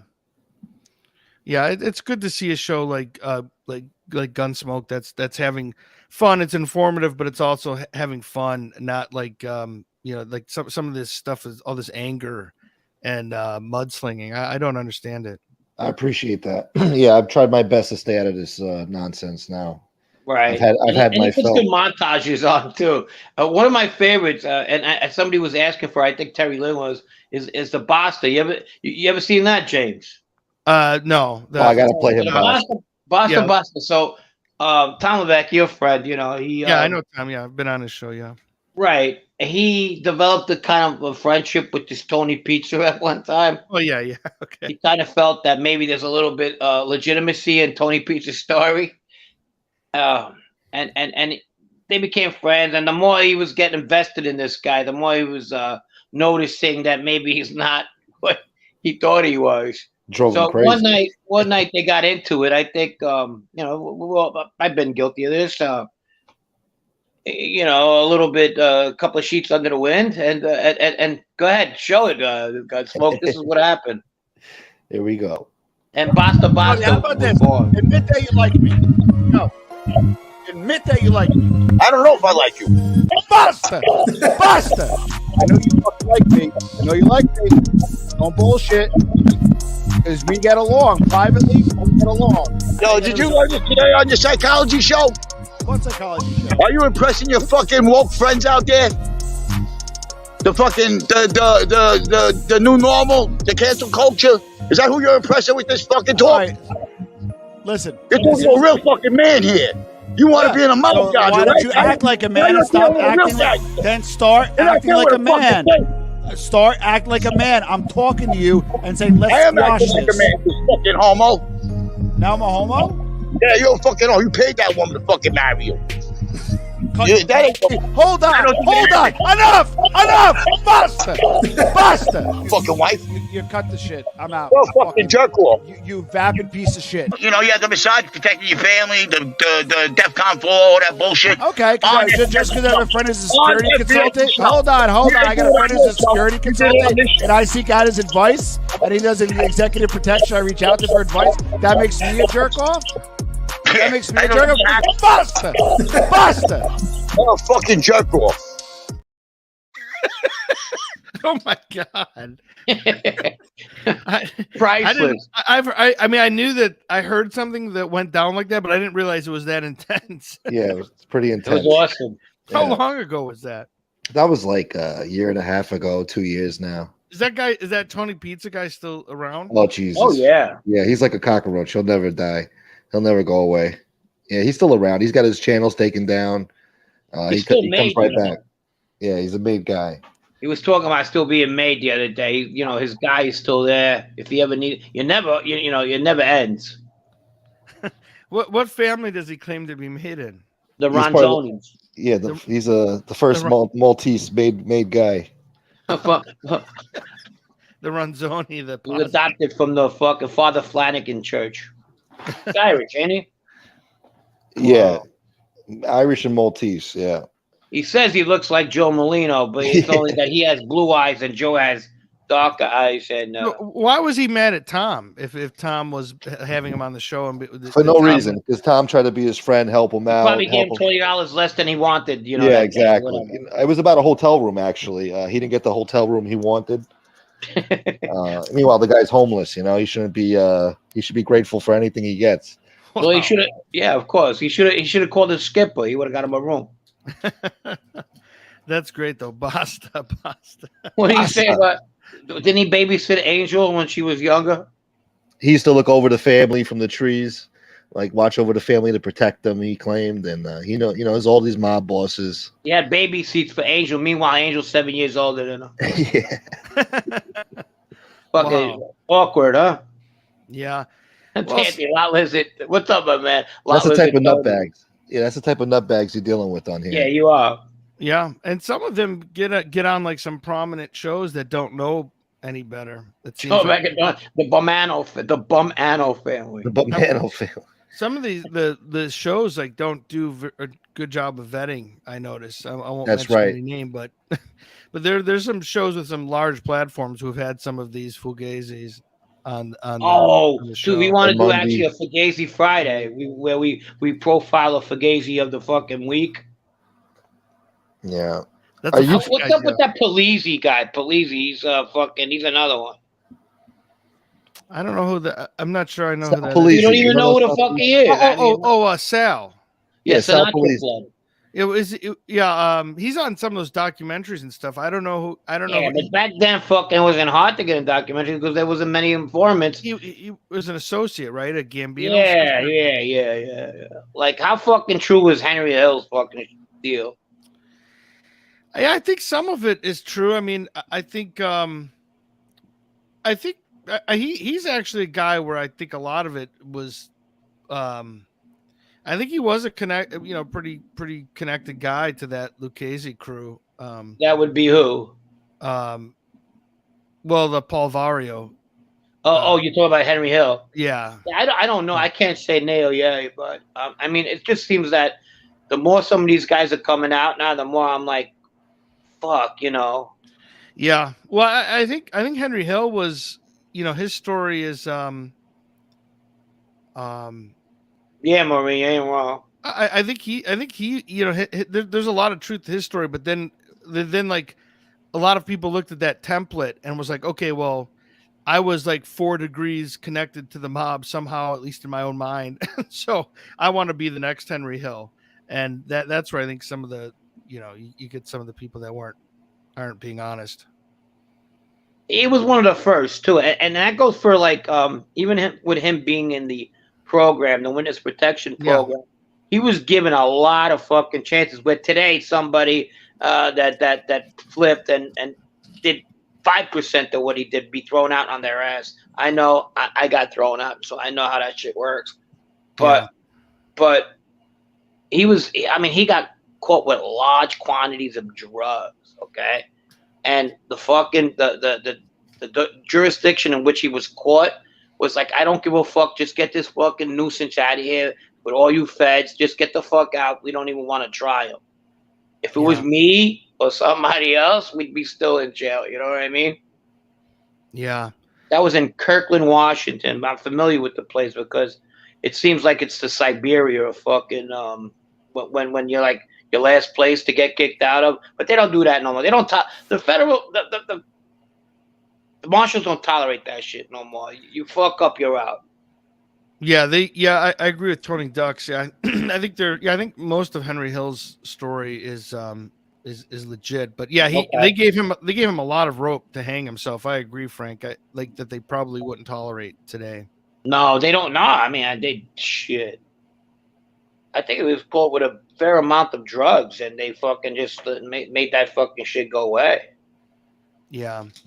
That's what I read anyway, but I mean. But Henry Hill, even when we had Francis on our show before, he talked about, he remembered Henry Hill back in the day. And then, there's the famous scene in Goodfellas where he says, Michael Francesi, when he's in, the famous scene in Goodfellas where they're introducing everybody in the club. In the beginning, yeah. In the beginning, yeah. So, he confirmed, at least knowing Henry Hill personally, and that, he remembered him being part of that Vario crew.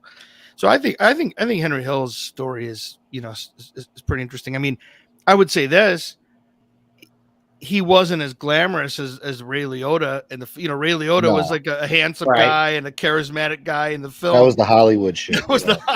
I don't think that part I don't think was real. Yeah. Henry Hill, I think, was sort of a dirtbag in real life.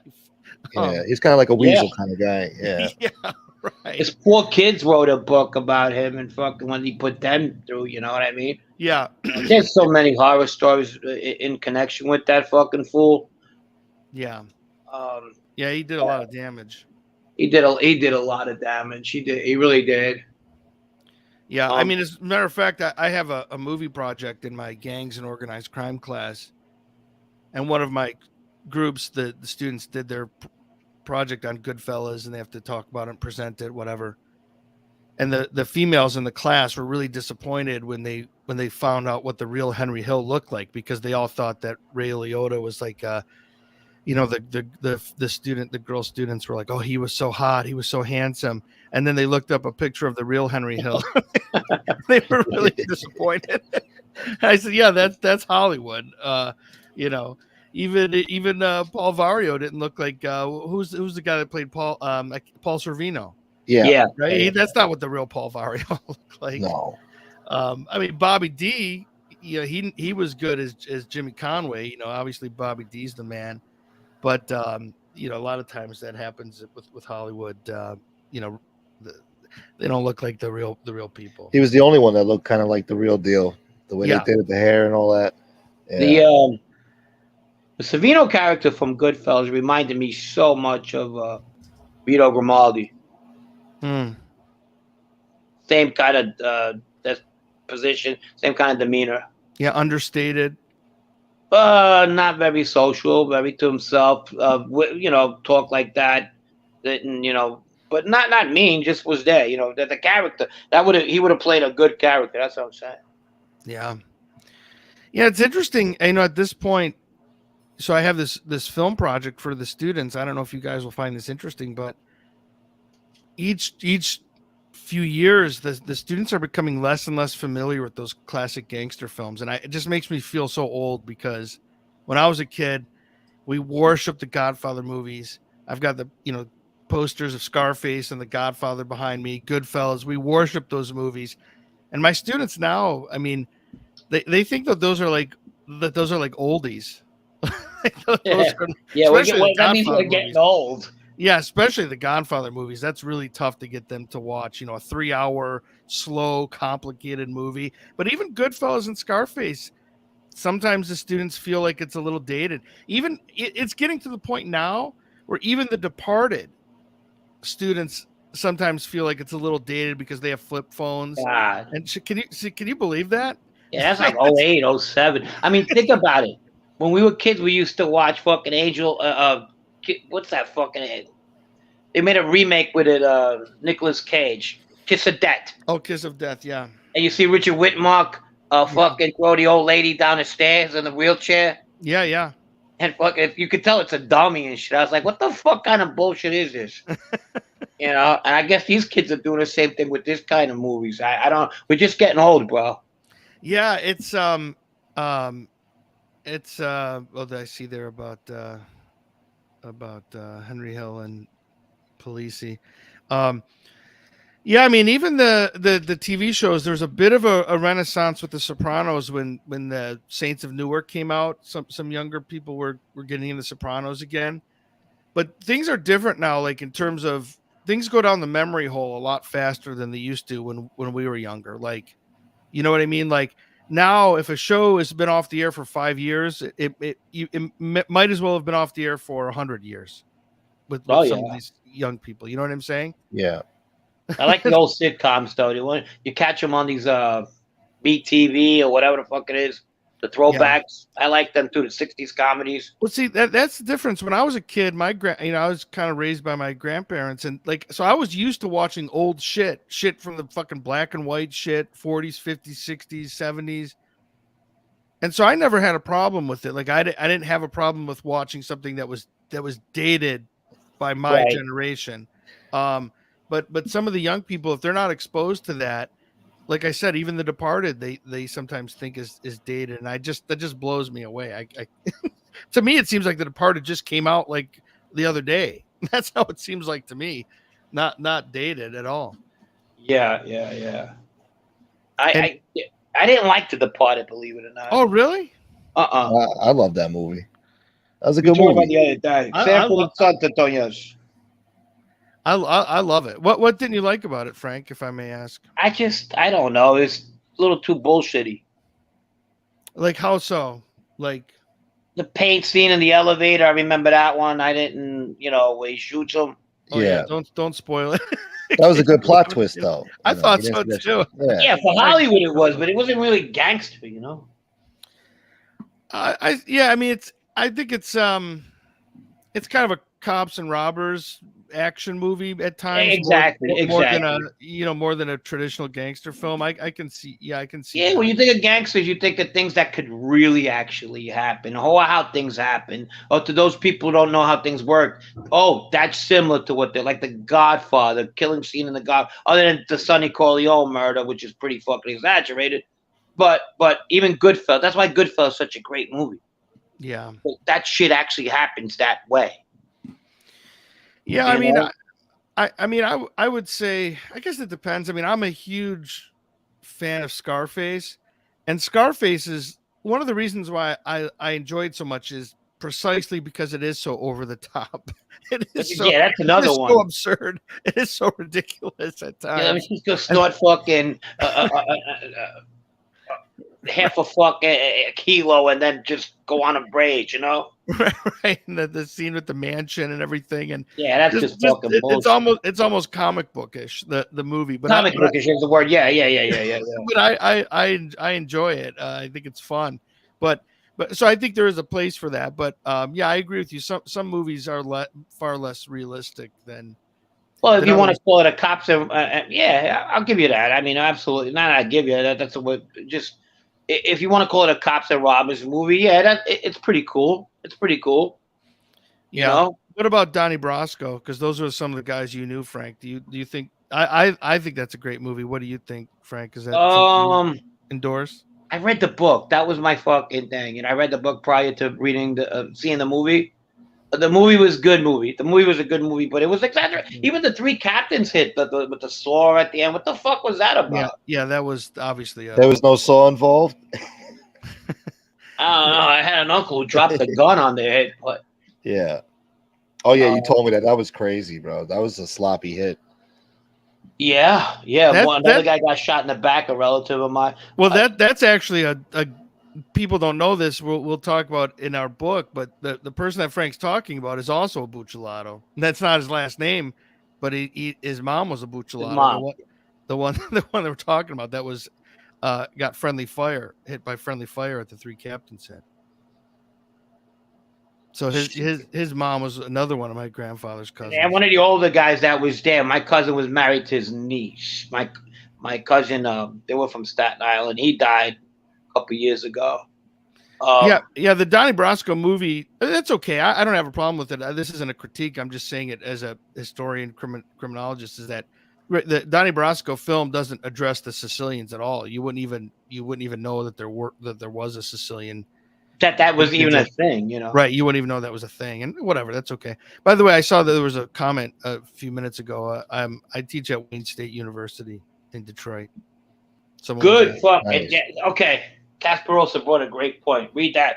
Yes, absolutely. So the movie comes out, I'm thinking 1996 or 97. This whole what happened, or they didn't even really have a good legitimate idea who was there, what was going on. Until I guess Coppa might have gave him a fucking lead. It was Cantarella. I don't think would have known much, but Sal Vitale's like I guess the first, and then Frank Lino, who was actually there as well, gives him insight. And they didn't find the bodies till 2004. Because somebody forgot to bury the bodies. Oh, hey. No negatives, you. Yeah, no shit. But what about like the day-to-day interactions in that film? Do you find it realistic? Yeah. Like the way they were acting, the terminology was very Italian American terminology, but it's terminology nevertheless that was used. Yeah, forget about it. Forget about Fugazi. I think Fugazi grew out of that film. Yeah. I never heard it before. I never heard that. Doesn't mean it wasn't out there, No, right. Could have been. Yeah, I never heard that either as a kid. Doesn't mean it's not a thing, but I agree with you. I never heard that when I was a kid. Yeah, Dunsky. No, that's popular. God, I'm always falling into. Let me shut the fuck up. Dunsky, yeah, I remember that. Yeah, I don't even want to. Dunsky. I love that. Let's Yeah. not forget about it. I'll sever your fucking head. I love it.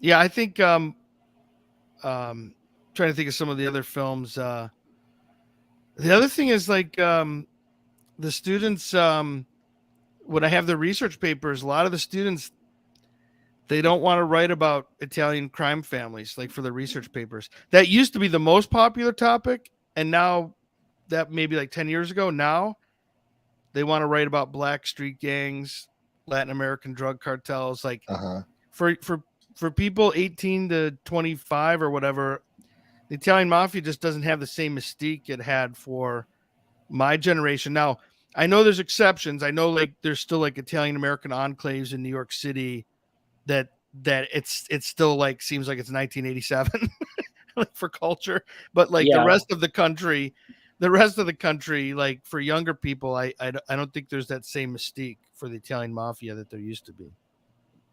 I mean, in Arizona, the students didn't even know what the fuck the Italian mafia was. No, I get it. And matter of fact, I came across Marshall not too long ago. One of those welfare checks. I don't give a fuck if they not welfare check. I'll check, see how you're doing, whatever. And that he broke some knowledge. He said that there's no more Italians going into the program. They're mostly Mexicans, and South Americans. I believe that. He was like, "Oh, you're Italian?" I said, "Yeah, I'm a fuck Italian." He goes, "Oh, okay." He goes, you know, I always figured like Witsec was like exclusive for the Italians. I'm sorry. I always felt like the Witsec was like exclusive for Italian mafia guys. I think it was at one time. I think that's why they were so hooked up with the unions and every fabric of America, really, trucking, all that stuff, sanitation.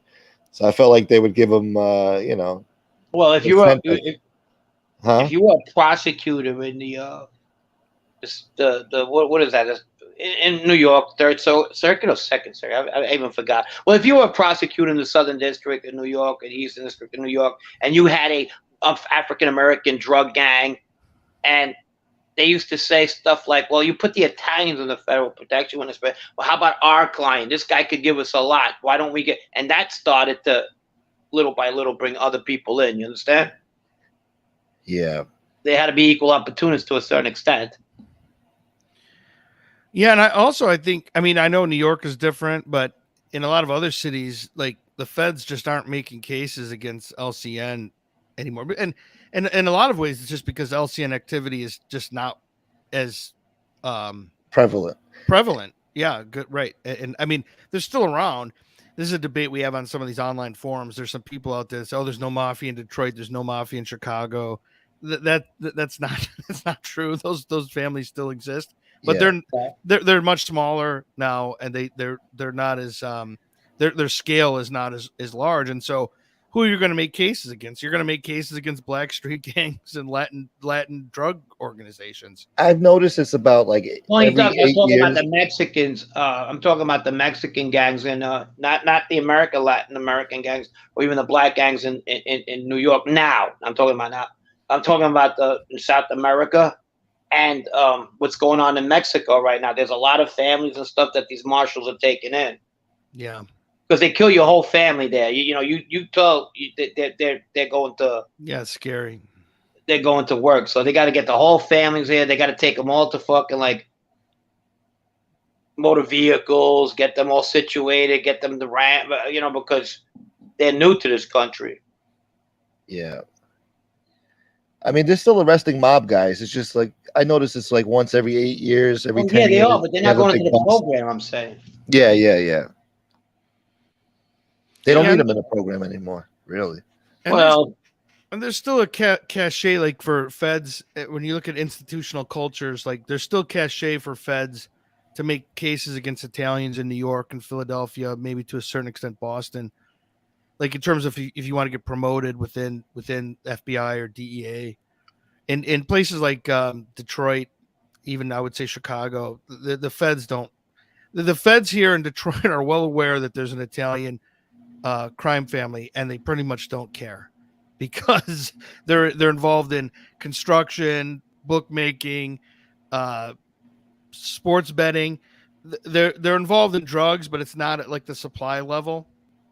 So Well, innocent people and there's no bodies dropping. Yeah, I'm saying, no innocent people are getting taken out, going to work, kids Right, so to school. You know what I mean? They What just the don't fuck? have. Right, it's not a priority. It's not that that doesn't exist. It's just not a priority. Yeah, it's that's where they're at. Anyway, football's about to start. I don't know. Well, yeah, we had a great conversation. I guess we could shut it down. Yeah. Thank you, All right, guys. James. I'm out. Thank you for being here. This was great. I fucking love talking to James. James is the best. Yeah, this was awesome, man. I'll promote this. Shout you guys out on the podcast too. Oh, that'd be great. Oh, that would be awesome. Thank you, brother. Yeah. Okay. You All guys right, have a good afternoon. Have a good one, day. everybody. Hope all your football bets win. Take it easy. I'll see you tomorrow. Thanks, guys. Bye-bye. Later, guys. So there you have it, folks. Special guest, Dr.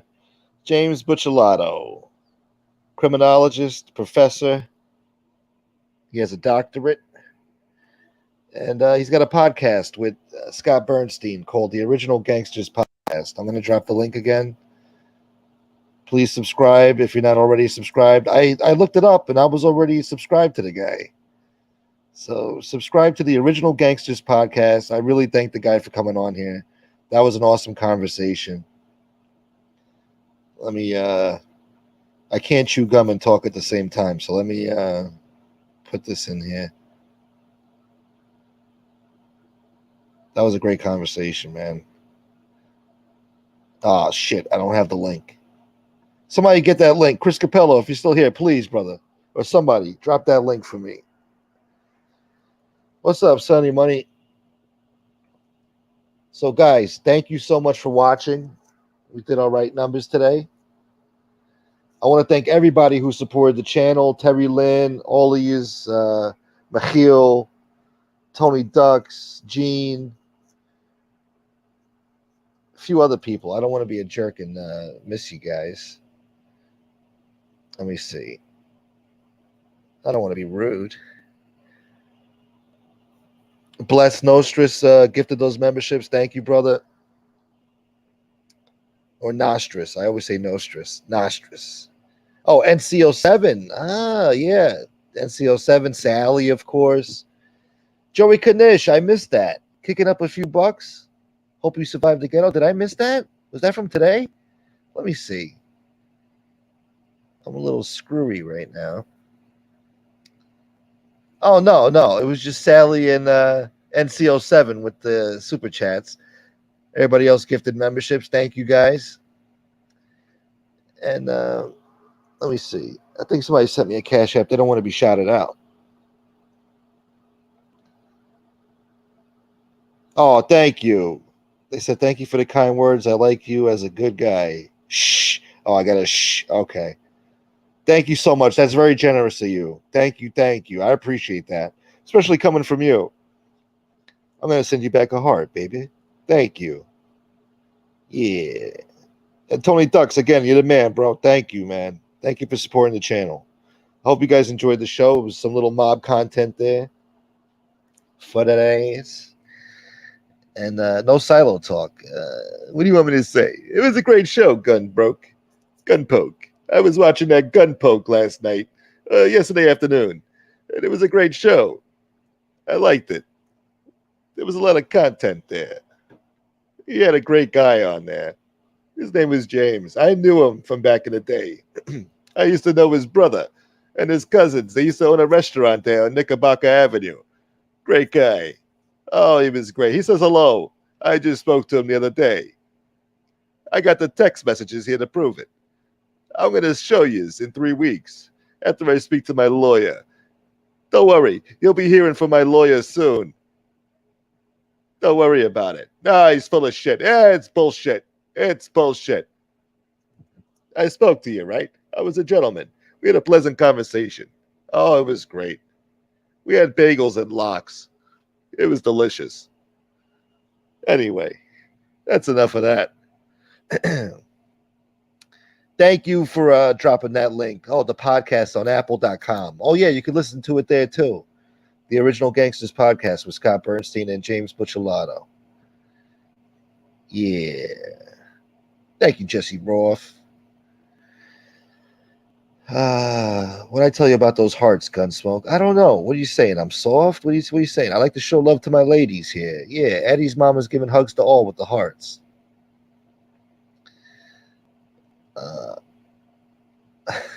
I wanted us all to come on and talk like Silo. We should do that one day. Have like a convention where we all the silos meet up and they all have a nice conversation, pleasant conversation with each other in their best impersonation. NCO7, my man, thank you for the support, brother. Joe Root, Benny Diova. Oh, she was already subscribed. Okay, there you go, Terry Land. Yeah. And Maureen, good to see you in here, Maureen. And we had Angel Gotti in here telling Frank off, letting Frank know he was wrong, telling him to smarten up. So thank you, Angel. Thank you for showing up here. You're always welcome here, Angel. Just like, you treat me nice when I go in your chat. And, I want to make sure you feel welcome here, too. So I appreciate that, Angel. Thank you for showing up here. We had Real Deal in the house, too. Shouts to Real Deal. Sign the waiver. There is no more waivers. We're going through a recession right now. Waivers are expensive. These beautiful waivers back in the day. Oh, yeah, she was in here earlier. Frank said something about her nephew's cookbook or something. And she's like, it was how to lose weight, you loser. I go scratch or something like that. I don't know. I don't want to put words in her mouth, but it was funny. And Frank had nothing to say in retort. Frank just took it on the chin, like, all right, you're right. I try to be a sweetheart, Fatball Italian. I really do. You're a gentleman, and I'm a sweetheart. Yeah, all right. Well, listen, guys, go enjoy your football, I guess. I got things to do. Thank you, Mustang Sally. I appreciate that. He says, great show. Is the show over? Yeah, Mark Thomas. I don't know. I did a 2-hour show. I'll be on tomorrow for your regular scheduled programming. Yeah, we'll do a regular show tomorrow. And yeah, I got something lined up next Thursday. I'm going to record it on Wednesday and we'll premiere it on Thursday. And then we'll take some questions from the chat. And hopefully you guys enjoy that too. More mob content for your ass. Thank you, Casperosa. He says, good show. Good for you. Thank you. Yes, Frank is respectful. He goes out of his way to be respectful to people. He really does. And he's got thick skin, He doesn't really get too serious on here with people. Thank you, Joe Root. Yeah. All right, guys. Well, stay safe, stay dangerous, stay classy. Try to be nice to each other if you can. Thank you for watching the show today. I appreciate it. Thank you for supporting the channel to those who did. And don't repeat what you hear here. You hear? Because I'm not responsible for what was said here, even though it's my channel and I should be. But the views and expressions, the views and whatever the fuck that was expressed here do not necessarily reflect the opinions or whatever the fuck of the content creator, okay? That's a little disclaimer for you. And yeah, I'll see you guys tomorrow around 12 noon. And enjoy the rest of your Sunday. Happy Sunday. And take care, guys. Until next time, people. Peace. Yeah. The show's over. Hope you liked it. Yeah.